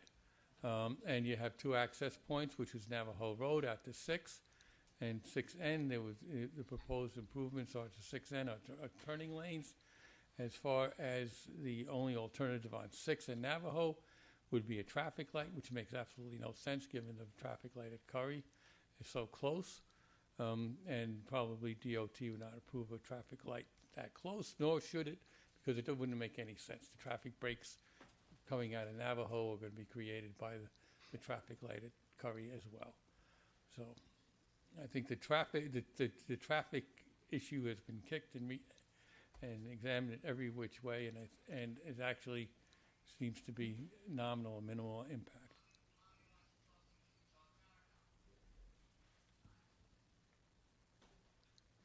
I heard something. So, this referral from the town board is just about the district? That's correct. The action is to To add the- remap and add this property to the overlay district. That's the action. The project itself and everything, I mean, that's some document there, but, so the second part of this would be the actual development. Yeah, so Isn't there an interim step before that? the interim step would be to go to the town board, and the town board would ask that they be processed under the overlay, and the town board would evaluate the project against the 8 criteria that's in the law and allow them to be processed by you. That's the only intermediate step. Then it comes here. Then Yes. it comes here. So in this case, the direction that's been mapped out here is that you look at the action is for the rezoning only. You cannot really logically divorce the parameters of the project from the request. Nevertheless, it is in the latest document, I think a little more clearly maybe than in the earlier ones, that you will be conducting your own secret environmental review when you get to site planning. Is that correct? Yes, and I guess some of the confusion was basically, well, we're trying to follow the legislative guideline, how it's set up under your law. So it's this multiple step process. So we're kind of front loaded a lot of the necessary environmental reviews now. So that's why you have quite a voluminous. We're not, that document and all the environmental that's gotta get looked at, we'll have a chance to really dig into the weeds on that. You'll be able to do your own secret process, unlike, for instance, the last project, which did a full-blown EIS. Right. And you're bound by everything that's in there. You're bound by what's in here, but there's a lighter touch here, so to speak, because the path that's been laid out is to focus on just doing the rezone and leave to you guys the environmental stuff. So in this document, you will not find wetland mitigation plans, for instance. But they did go through some analysis to let the board know that there is room on the property to adequately mitigate for whatever disturbance they're creating. So they quantified the disturbance. There's adequate area on the site to do wetland mitigation, and that's as far as it went. So you will be doing your own secret analysis, and I think that was the path that was laid out. Yeah, and Just a second. Time for us to talk. So at this point, isn't it fair to say that we're dealing with, on a broad planning issue, from a planning standpoint for the northern part of town? Right. How does this project fit into our views as planners, as a planning board, where we go? Not, are there wetlands that are going to be encroached, things like that. So then we have to say, all right, there's housing needs that are considered here, there's potential economic benefit, or not, I'm not sure. I mean, I've lived up there for over 40 years. I know what's going on in the lake, and I would think that an improvement, an Osceola Lake district should focus on the lake itself, and the eastern side has been silting in for years because of things that have been going on all around it. Does the proposed rezone give the board more flexibility in compelling that kind of review? I don't know if we lose that in any event. I think we still would have, those impacts can still be considered. But I'm saying, all right, we've got contractors on one side of Jefferson Valley, we've got this on the other side of Jefferson Valley. Do we want to bring any planning issues to the town board's attention as they consider this applicant's request? I guess I have a question. Let's say that we deal with this on its face value. Yeah. That we are just changing the district, going to the new zoning. Suppose this project, this residential project, does not go through. That rezoning that we're talking about now stays? Yeah, I think so. So basically, we're It's a zone talking, change. yeah, we're talking about town planning. Yeah. That's yes. If I may, it's kind of the anomaly on this one, is that all you're doing is actually extending the map. Yeah. So it's I not. understand that. So it's not technically a rezoning, because in order for a piece of property to take advantage, to take advantage of the overlay flexibility, is a whole nother step that's involved, and that's a town board determination that has to be made before. So there's this. I know, but one won't happen without the other. Right, but the So- second one doesn't necessarily come on. happen at all. Yeah, I know, but you wouldn't put a book like that together if you weren't hoping that we're going to get to No, those. but all right. But what you point out is the dilemma that we've had all along. Is how far? In other words, I know. We were tasked with doing things that seemed to be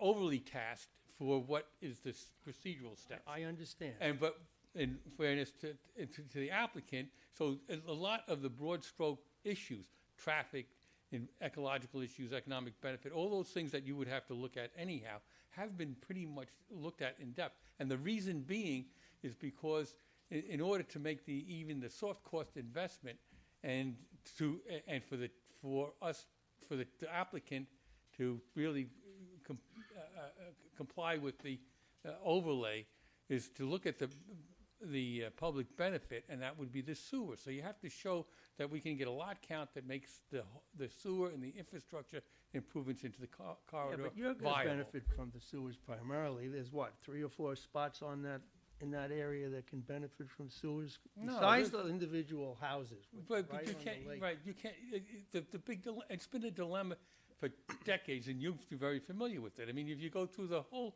lakefront, it's I know, completely but- unusable at this point. Yeah, but, well, there are people that is there. There's a handful of houses that need Desperate help. a lot of help, but I understand that. But again, I'm going back, pulling back a little bit from that to we have to come up with some sort of memo or not to the town board. That's what this is on a referral. Right. We don't have to duplicate the work that's being done in that or on Vine, but as a planning board, I'm just saying, what, if anything, do we want to talk Do about? we have to have a memo in by tomorrow, or do we have time to That work seems on a bit rushed. Well, it's, Given we, yeah, I know, Yeah. 5:05. I think, it's hard to predict, but I think given the size of the project Yeah. and the issues that surround it, I'm guessing that there won't be rendering a decision tomorrow. So I think you could probably ask for a little time to get your comments in that would inform them in their decision-making. So if they close the public hearing and left the 30. May leave it open, they may adjourn the public hearing, I don't know, but I don't know that they're I would going to they're not gonna have a resolution I'd for assume it's tomorrow. gonna be adjourned. It's a project I don't think there's a resolution, draft resolution made up yet, so I don't think you're gonna get a decision tomorrow. All right, so I think we start working on a memo. Yeah. These guys will start the construction of. Well, are we, And we'll we gonna work on complete a memo that's telling them that we approve or disapprove, or how we gonna? I would point out that if there are planning issues that Right. are important to us for the, That we want Order- answers to before, Right. before we make a draft. Right. yeah. Certainly, the traffic issue can't be minimized and determined before we have a site plan and move forward with that. That's the one I see as the most critical. I think if you got quite thorough traffic analysis is done. Again, we've been overtasked for what the Well, yeah, but procedure there's is. traffic all up and down, and there's development all up and down. Did your studies incorporate the traffic studies that were done by other proposed development in the area? Yes, as a matter of fact, I think our traffic studies predate the traffic studies that were done by AMS. And actually, I think AMS incorporated the traffic studies that were done by the applicant on this project. And it's kind of interesting because basically, I think with AMS, they looked at traffic from the AMS site to the west, and in terms of the analysis for the traffic to the east, that was basically based upon what this applicant had submitted. And it was, and our traffic analysis was done by Phil Greeley. Can't do it in one day. It was very reputable. And I think if you take a look at and then it was reviewed by the town for Transpo based upon a unit count that was proposed should it go forward. And I think that How old are the traffic studies that were incorporated? it was done 4 months ago. I think January, Transpo looked over what was submitted by by us. So that Transpo report came back, I think, April of 2025. So And- just to make a comment, if you don't mind. So there is going to be plenty of time for you guys to look at traffic if it goes through, right? What we're looking at now is do we extend the map or not? Right. And I will tell you, I cannot speak for the town board, but I will tell you myself, I am not prepared to make a decision tomorrow. So my vote will be, to keep the public hearing open and that it'll be along those lines. And I think many of us have other questions. So the question is do we extend the map or not? I have actual questions about how we extend the map. I have a lot of questions, which at the public hearing tomorrow, the focus is not approving a project. Right. The focus is, do we include it in the map? Then we get to the 8 criteria. Then if it passes muster there, that's when it comes to you guys, where you guys actually do all the planning work and the heavy lifting with regard to what it may or may not look like, if it even gets that far. I would suggest that we at least send a memo asking the town board to hold it open. Not So to that we can- close it, yeah. not to close it and then keep it open for written comment. We need All right, time. yeah, I agree with that. This thing comes in at 3 o'clock in the afternoon. Yeah, we get a lot of late breaking. No, and In all fairness, we. no, and that wasn't a time. That's not. You know, it's not a late submission by us. I was actually kind of surprised that this was even on because I thought this had been already referred to you for comment because it was referred, but there has been a lot of recent modifications to the document, so that's why this has just come in today. It was Yes, delivered this morning with a set of modifications that we talked about Monday, so. I've been- got Yeah. no problem coming back here as often as you need me to come back here to answer any questions that you have. It was just this was I did not anticipate this evening of being on your agenda this evening, but I do appreciate your time and obviously So not to belabor it, we're gonna ask the town board to give us, We'll send a memo Additional time. stating you need additional time. and then we'll work on them. Yeah, and we would love to have your areas of concern because I think they've been. Are we limited to only the scope or the size of incorporating this project? Or can we expand it past those borders? What do you mean? Well, Increase the size of That's it? what's yeah, proposed. can we increase the size? Can we decrease the size? Of Can the, we of look the, at, of the boundary of the overlay district? Yes. Okay, so this is where you run into procedural issues. Because if you expand it, let's say, you have to study the area that you Yes, expanded yes. for build-out, traffic, all of the associated impacts. It's not, those areas are not under an applicant's and owner's request, so therefore it would become an action of the town board, which muddies the process. that kind of answers the question. So, you'll notice in some of the old documents, it did have some of the intervening properties between Yes. this property and others. Oh, yeah, it did. But we recommended that we focus on only the applicant's property so that it remains an applicant request and not a town board action, and an expansion of impact studies, so.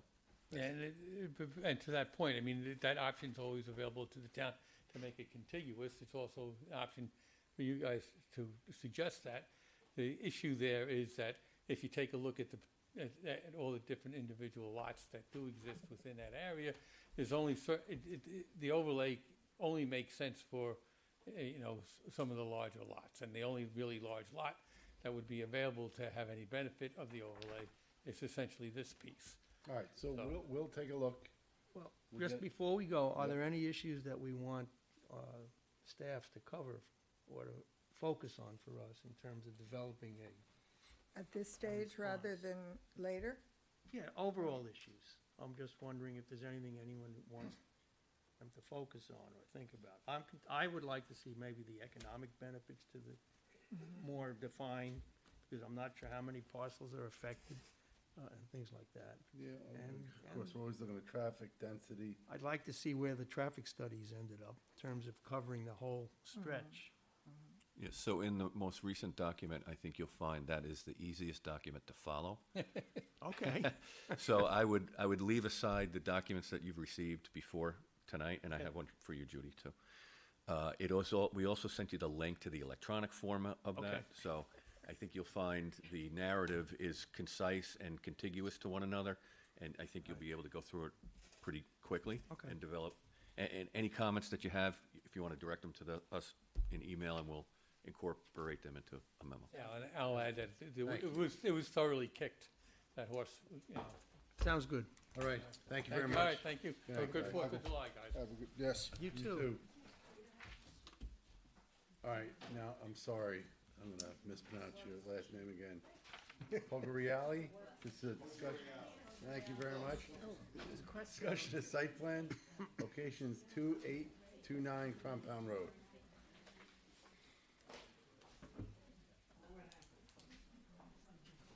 You guys can sit down unless you want. It's up to you. Did you see the? What happens is the action shifts to the town board tomorrow night. You saw this? Yep. Okay. We'll see you tomorrow night. Good evening.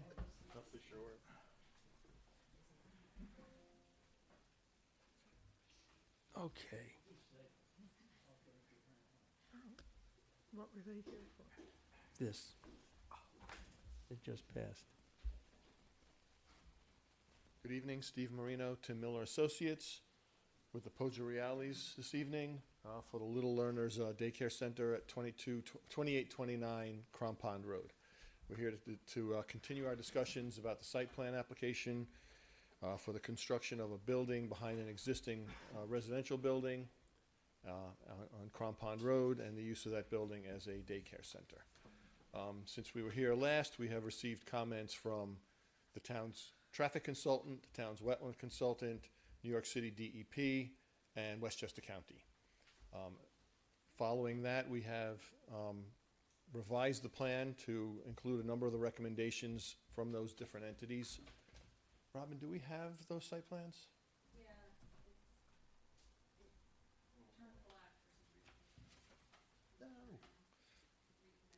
Well, I can very quickly go over it. The traffic study done by the town was suggestive of the information we had provided, that the traffic in the morning is approximately the same as what you'd expect from the ITE traffic calculations. The afternoon peak hour was actually a little bit less, I think, because in the afternoon, as we've discussed, the period of kids being picked up is longer than in the morning when they're dropped off. So the traffic doesn't seem to be a significant issue at Crom Pond Road as long as we go through the process with DOT. One of the things that both Transpo and DOT had suggested is moving the site access a little bit further to the east, which the latest site plan that is up there right now, that accomplishes that. We've now gone to a one access with 2 lanes, rather than what we had shown earlier was kind of a U in on one side, out the other. Yeah. We've gone to 1 lane rather than that. We added a turnaround at the end of the parking area, as was suggested, and we've increased the number of parking spaces from 12 to 19. If you recall, when it was a U-shaped driveway coming in, the idea was cars would queue along that U, kids would be dropped off in front of the building one at a time and then out. Now instead we've provided parking spaces for parents, so parents will actually pull in, park, bring the kids inside, and then back out and leave. And again, that was suggested by the town's consultant as well as informally by the DOT at this time. So we remain having all the parking spaces will be pervious pavement rather than regular asphalt.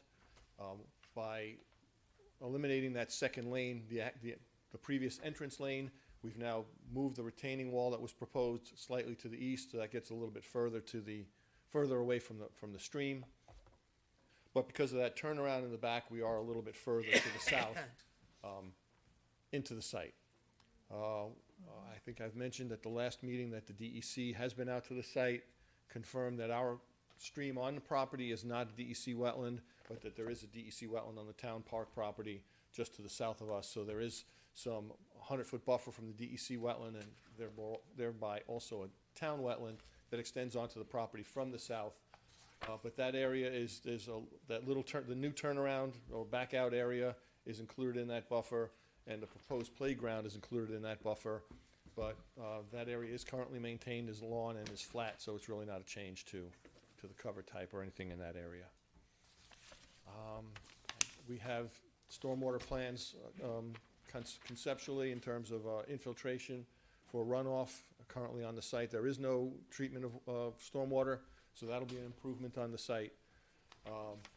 We're still proposing right turn in, right turn out, unless DOT tells us differently. It seems that everybody's kind of on board that right turn in, right turn out is the safest approach. Now that we've moved further to the east and away from the traffic light, it seems to be that that's going to work out just fine. One discussion that's still out there, and we'll deal with the DOT on that, is whether a left turn in the morning is a good idea. They seem to, town's consultant again seems to think that's probably okay because there's a gap created when the light turns red just down the road there, and thereby people can make that left turn in if necessary. But so there's still some ideas about whether left turn in or out, whether left turn in is a good idea or not, and we'll work through that with the DOT as we go forward. Other than that, I think I think those kind of hit the highlights of where we've been, what we've been working on up to this point. What we would ask is now that we're at this point, we've already had our public information meeting, so we would like to have the board consider setting up a public hearing for this application. I have no problem with that. No problem. Nope. I very much like this parking plan better. Yeah, this as one, changed. especially with the recommendations that come with it. Yeah. There's a great need for this. It's a great area for it, on a state road.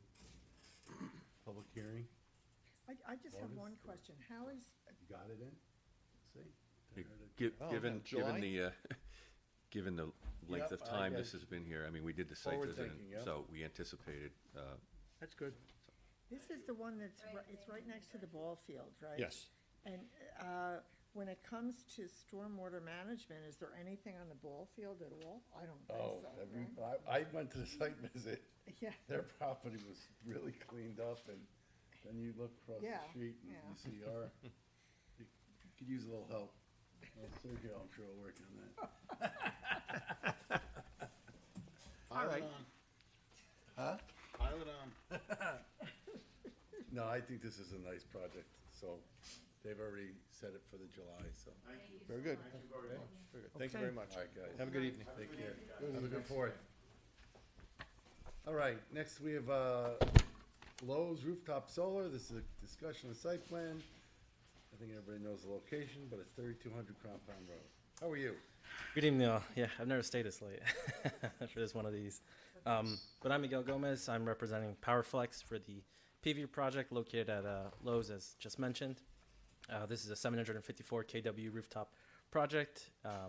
Following the elevation drawings, just wanted to see if there's any further comments or feedback, and also requests to be added to the public hearing in July. I assume the technical issues that were discussed in some of the memos back to you guys have been addressed, am I right? Yes, that's correct. I think one of those also from the previous board meeting was just looking at an elevation drawing from the Taconic State Parkway. Okay. I actually drove that way too, and all I can see is like the screening of the trees, so very minimal, visibility. That was my only concern. I think this is where you want to see solar. Yeah. Perfect roof for it. Yep. It's just, are we gonna get in any trouble with the DOT, with the view shed? Have they been part of the process on this, or not the yet? DOT was part of the process when this was being developed. Yeah. Or reviewed. Their focus was on signage because there was deed restrictions on signage.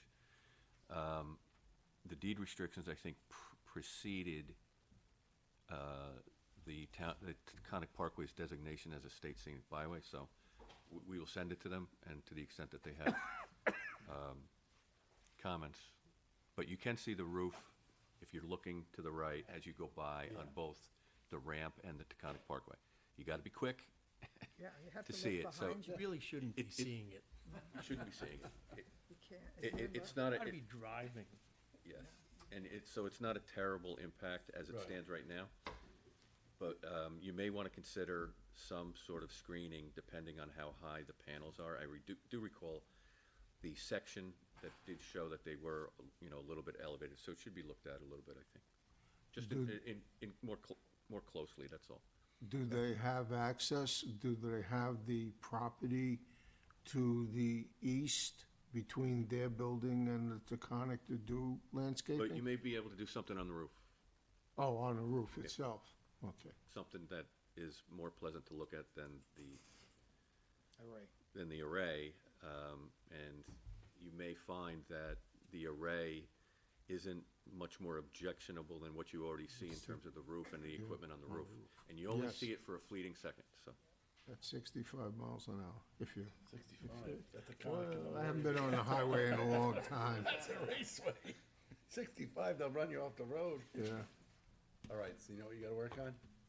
Do we notice this one, or August? All right, so. you ready August? for the August meeting, August meeting. okay? Thank you all. All right. Yep, thank you. Thanks for waiting. Okay, next we have a town board referral. This is the Mohegan Lake Improvement District. Location is Lake Mohegan. Proposed treatment of Lake Mohegan with an automated system, biological treatments to accelerate the decomposition of accumulated organic matter in the lake bottom organic sediment. How are you? Good. Sounds like an exciting project. Certainly is different. Yes, it's very different from AMS or what you're looking at in Jefferson Valley. So I'm Ken Belfer.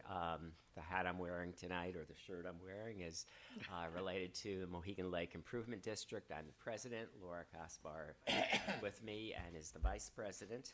And I'm not sure what you would like to hear from me. I'd be more than happy to give you a very full presentation with all the background and context to this, and then go through what we're doing, or I could just say exactly what's going to be installed on site. So why don't you give me some guidance as to Give what us an your executive summary. interest is. So the executive summary is that we're about to submit a permit application to DEC for a wetlands permit to allow us to do, I'd call it probiotics for the lake. It's introducing natural bacteria that eats away at the lake bottom nutrient-rich muck. And DEC has not permitted this before. They've been very nervous about it. I've asked for a pre-application meeting probably almost 2 years ago, and it's taken all this time to get to the point with them where they've provided a permitting path and they're willing to consider it. If it was an herbicide or a pesticide produced by a major chemical manufacturer, I could get a pesticide permit instantly, but natural bacteria, they're very leery about. So one of the things that they required us to do is SECRA. They wanted to see a SECRA process done. They wanted a lead agency appointed, and they wanted it to be a coordinated review with DEC, and they don't want to be the lead agency. So we have a wetlands permit that the Mohegan Lake Improvement District from the town that covers all of the activities that we do. So it's a general permit that covers a lot of things, and then we get special permits from DEC as well for all the things that we do. So in this case, we needed to either amend our current wetlands permit, which we have one that was last amended in March 20th of 2024 and expires in 2028. But we need it to include the biological treatments that we're proposing, and we need to go through the SECRA process as well. So that's why this had to be brought to the town board and be referred out by the town board, including DEC. What we're actually doing, this contractor that we're proposing to work with, who we've researched extensively, including Laura visited a few lakes in Michigan that he has treated in this way, but he has a very unique approach to bacteria treatments because they've been used for decades. You can buy them at a pond supply store, and it's basically like rabbit pellets or powder. It's freeze-dried bacteria that you just dump in and you cross your fingers and you hope it does its work. Well, that's known to work in like golf courses or small ponds, but people don't think that works on the scale of a natural lake. What this vendor has come up with is in an aerated environment, first of all, and we have a very good aeration system that we've installed in Mohegan Lake to the tune of $300,000 2 years ago. And we've measured the oxygen levels at the bottom of the lake for 2 years. We went out weekly measuring it. So we know what we have going on down there. So we've got the aerated environment. So now how do we get the bacteria there? So the method this contractor uses is he lays out lines at the bottom of the lake. What's proposed here, and there's a drawing that shows it, is approximately 10,100 feet of line. It's self-weighted tubing, and every approximately 135 feet is an emitter on the line with different size orifices all along, so that depending upon the depth as well as the distance from the pumps, you have to be able to get even distribution along the lines, which range from 1,600 to 1,800 feet long. So that's what's in the lake, these lines with these little openings. And the emitters will be positioned in water that's at least 10 feet deep or deeper. What's on shore is basically a brewing and distribution system for the bacteria. So we're looking at a footprint that's, I think it's 5 by 11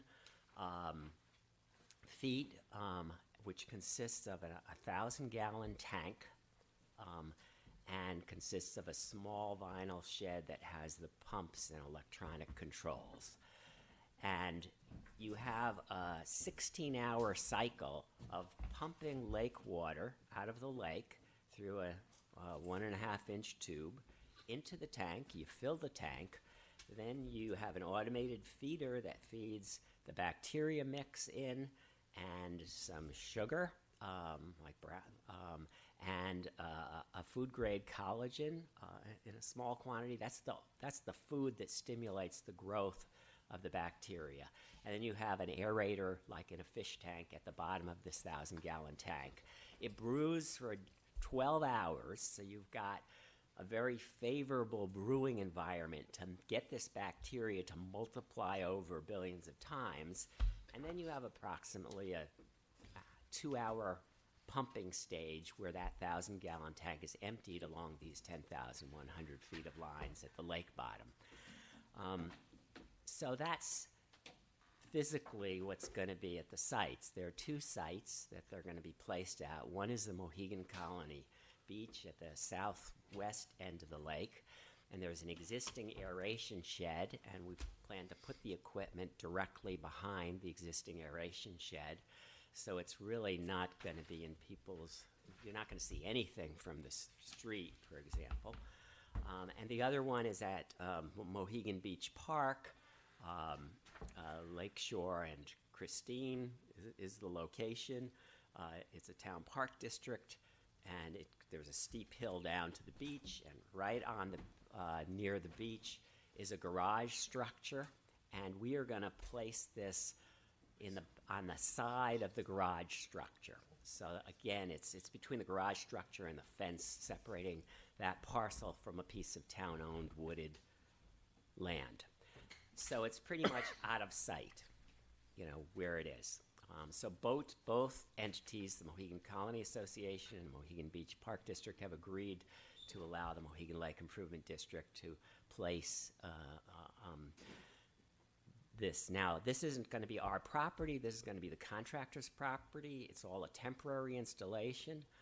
It's a 3-year contract. We've done an RFP. The contracts have been awarded and executed. And so the contractor can have this on site for up to a maximum of 3 years. After that, unless there's a new contract, he has to remove the tubing from the lake, and he has to remove his 1,000-gallon tanks and pumping equipment, and we're done. So that's what this is all about. Wow. Excuse me. Fascinating stuff. Who's paying for this? Okay. So the Mohegan Lake Improvement District is paying for it. We are a tax district. Approximately 1,800 tax parcels. The majority of them are in the town of Yorktown, with a small percentage of them in the town of Cortland. They're people who either live on the lake or right around the lake and have rights to use of the lake. So if you have contracts signed already, why are you coming to us? Well, they need It's a complete. The permit. The contract, permit. the contract can't start unless we have all the permits. Okay. And in order to get the state permits, we need to go through the secret process. So, frankly, if not for the state, this would probably be an administrative permit issued by the town engineer.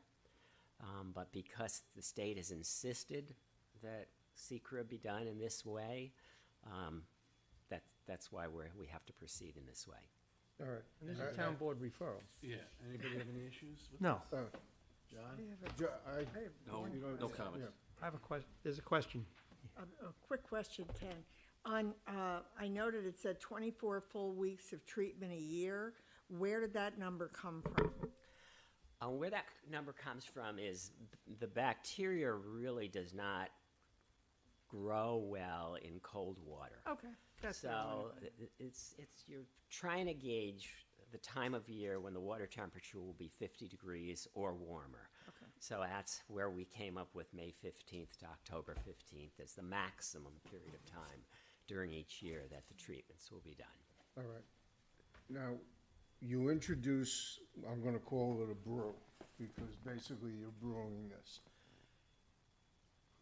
Are you accounting for the silt that is already on the lake?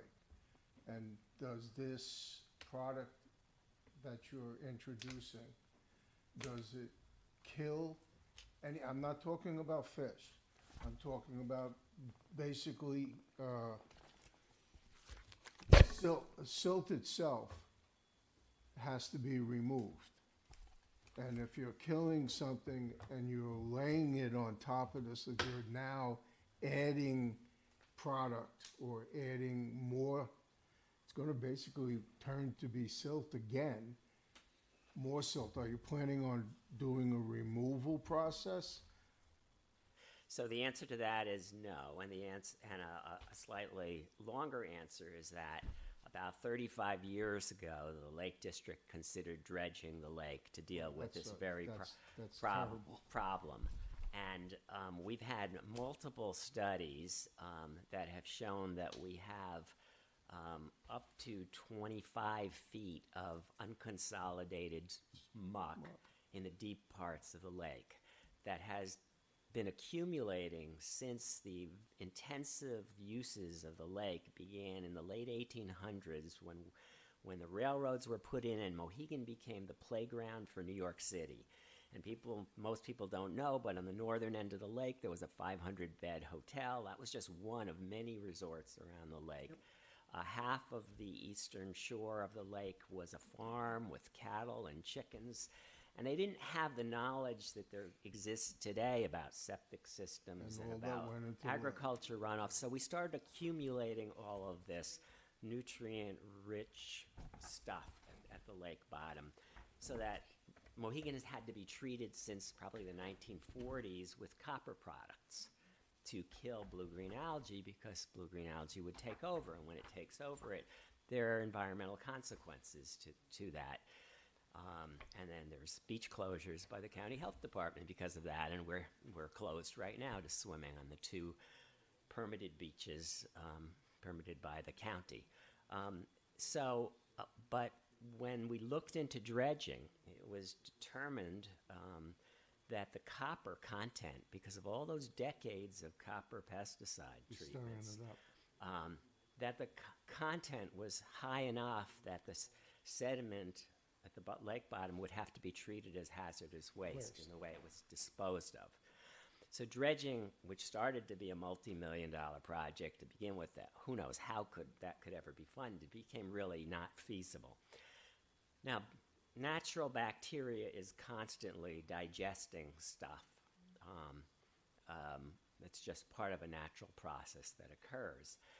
And things theoretically travel up the food chain, and smaller pieces of bacteria are eaten by other things, and eventually it's fish that are eating larger algae or zooplankton or whatever. I'm not an expert in the food chain, but allegedly that's one of the things that happens through this. There is no removal taking place. There's not it's basically a liquid.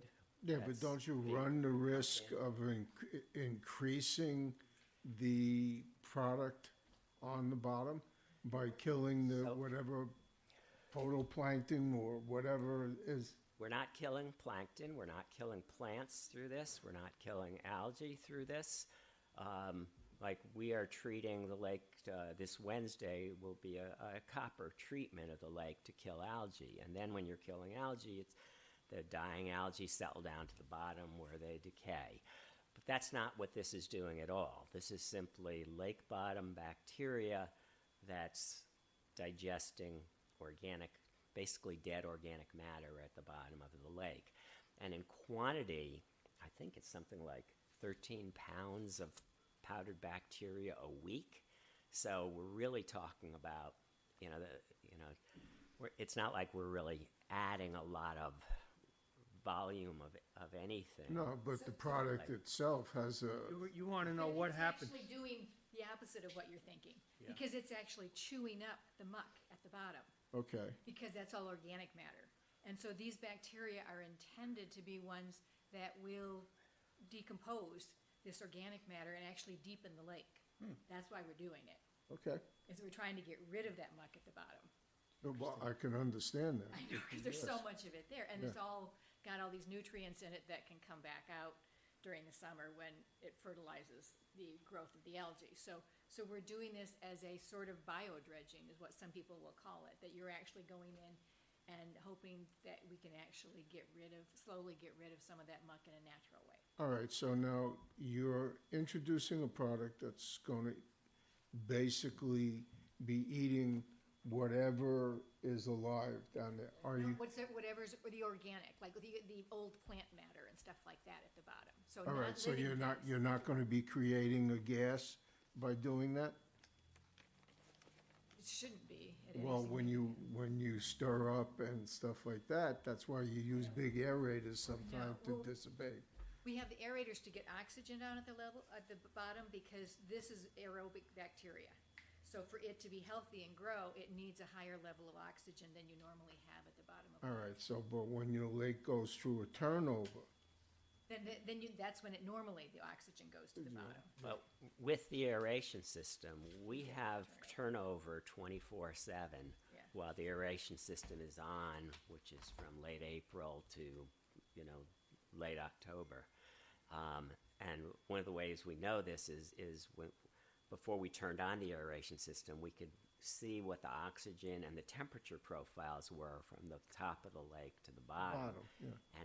And with the aeration, that's why we studied this for 2 years. We needed to know we were getting our money's worth out of the aeration system. And what we found was the temperature profiles got really boring week after week, down to 18, 19 feet. It was virtually the same temperature as right near the surface, because the aeration system is creating this constant turnover already. okay. Thank you. So we're trying to That's do it. a more natural. No planning. Well, I mean, I've water treatment for 25 years. Oh, I okay. have all Okay, there you Class go. A, Yeah. #1 licenses, so I was just curious. Oh, I wish you luck. And part of this will be studying its impact, because I'm not going to stand here and say this is guaranteed to work. There are contractors that might do that, and that might sell you snake oil also. But we've just hired another contractor to design a study, and DEC is going to require that anyway, that will measure the impact and the effectiveness. And we've already had studies required by DEC done on the bacteria toxicity studies that's included in the package, because they wanted to be absolutely sure we were causing no absolutely. harm Yeah. in what we were doing. And they actually, before they even let us proceed to that level of toxicity studies, they said, we don't like these 2 strains of bacteria out of the 11. So the manufacturer out in Utah had to create a new product with just 9 strains and label that product a New York product, only for the state of New York in their wisdom. So there's been a lot of that's gone into this, but we intend to study this. We want to see, is the lake depth increasing? Is the amount of organic matter in the lake bottom sediment decreasing? Like, when you're all done, you should theoretically have sand, basically. Yeah, and that to me is the problem that I can't see you getting past, is I understand the eating of this, and I understand the digestion problem, but I can't see the mass decreasing. The bottom is the bottom, and you're gonna have leaves during the winter, you're gonna have all the natural stuff that actually accumulates. The lake is just a gigantic umbrella in the other direction. Everything that falls on it eventually goes to the bottom. But it's kind of like composting, where you Yeah, can put a bunch of yes. organic matter in, and you end up with less of it, but it changes. It's denser. It's denser, which is what in some Yes. ways, denser is better for Yes. us, because we can make it, if we can make it you know, less thick but more dense at the bottom, then we're less likely to get the nutrients coming back out of it. So, again, it's, in theory. I'm it's- interested to see how you get along. So, we'll Right, see. there's nothing positive. It's, All right. if I did this, I would do that, and if this happens, this happens. Well, there's nothing for us to do. Can't No. miss by trying. There's no memo from us, right? No. All right. Good luck to you. Hey, I hope it works. I hope so too. Because then Lake Osceola District, which doesn't exist, will hire you. Motion to close? Second. Aye. Aye. You know who they need? Oh. They need This is the latest one. Oh, Much great. easier.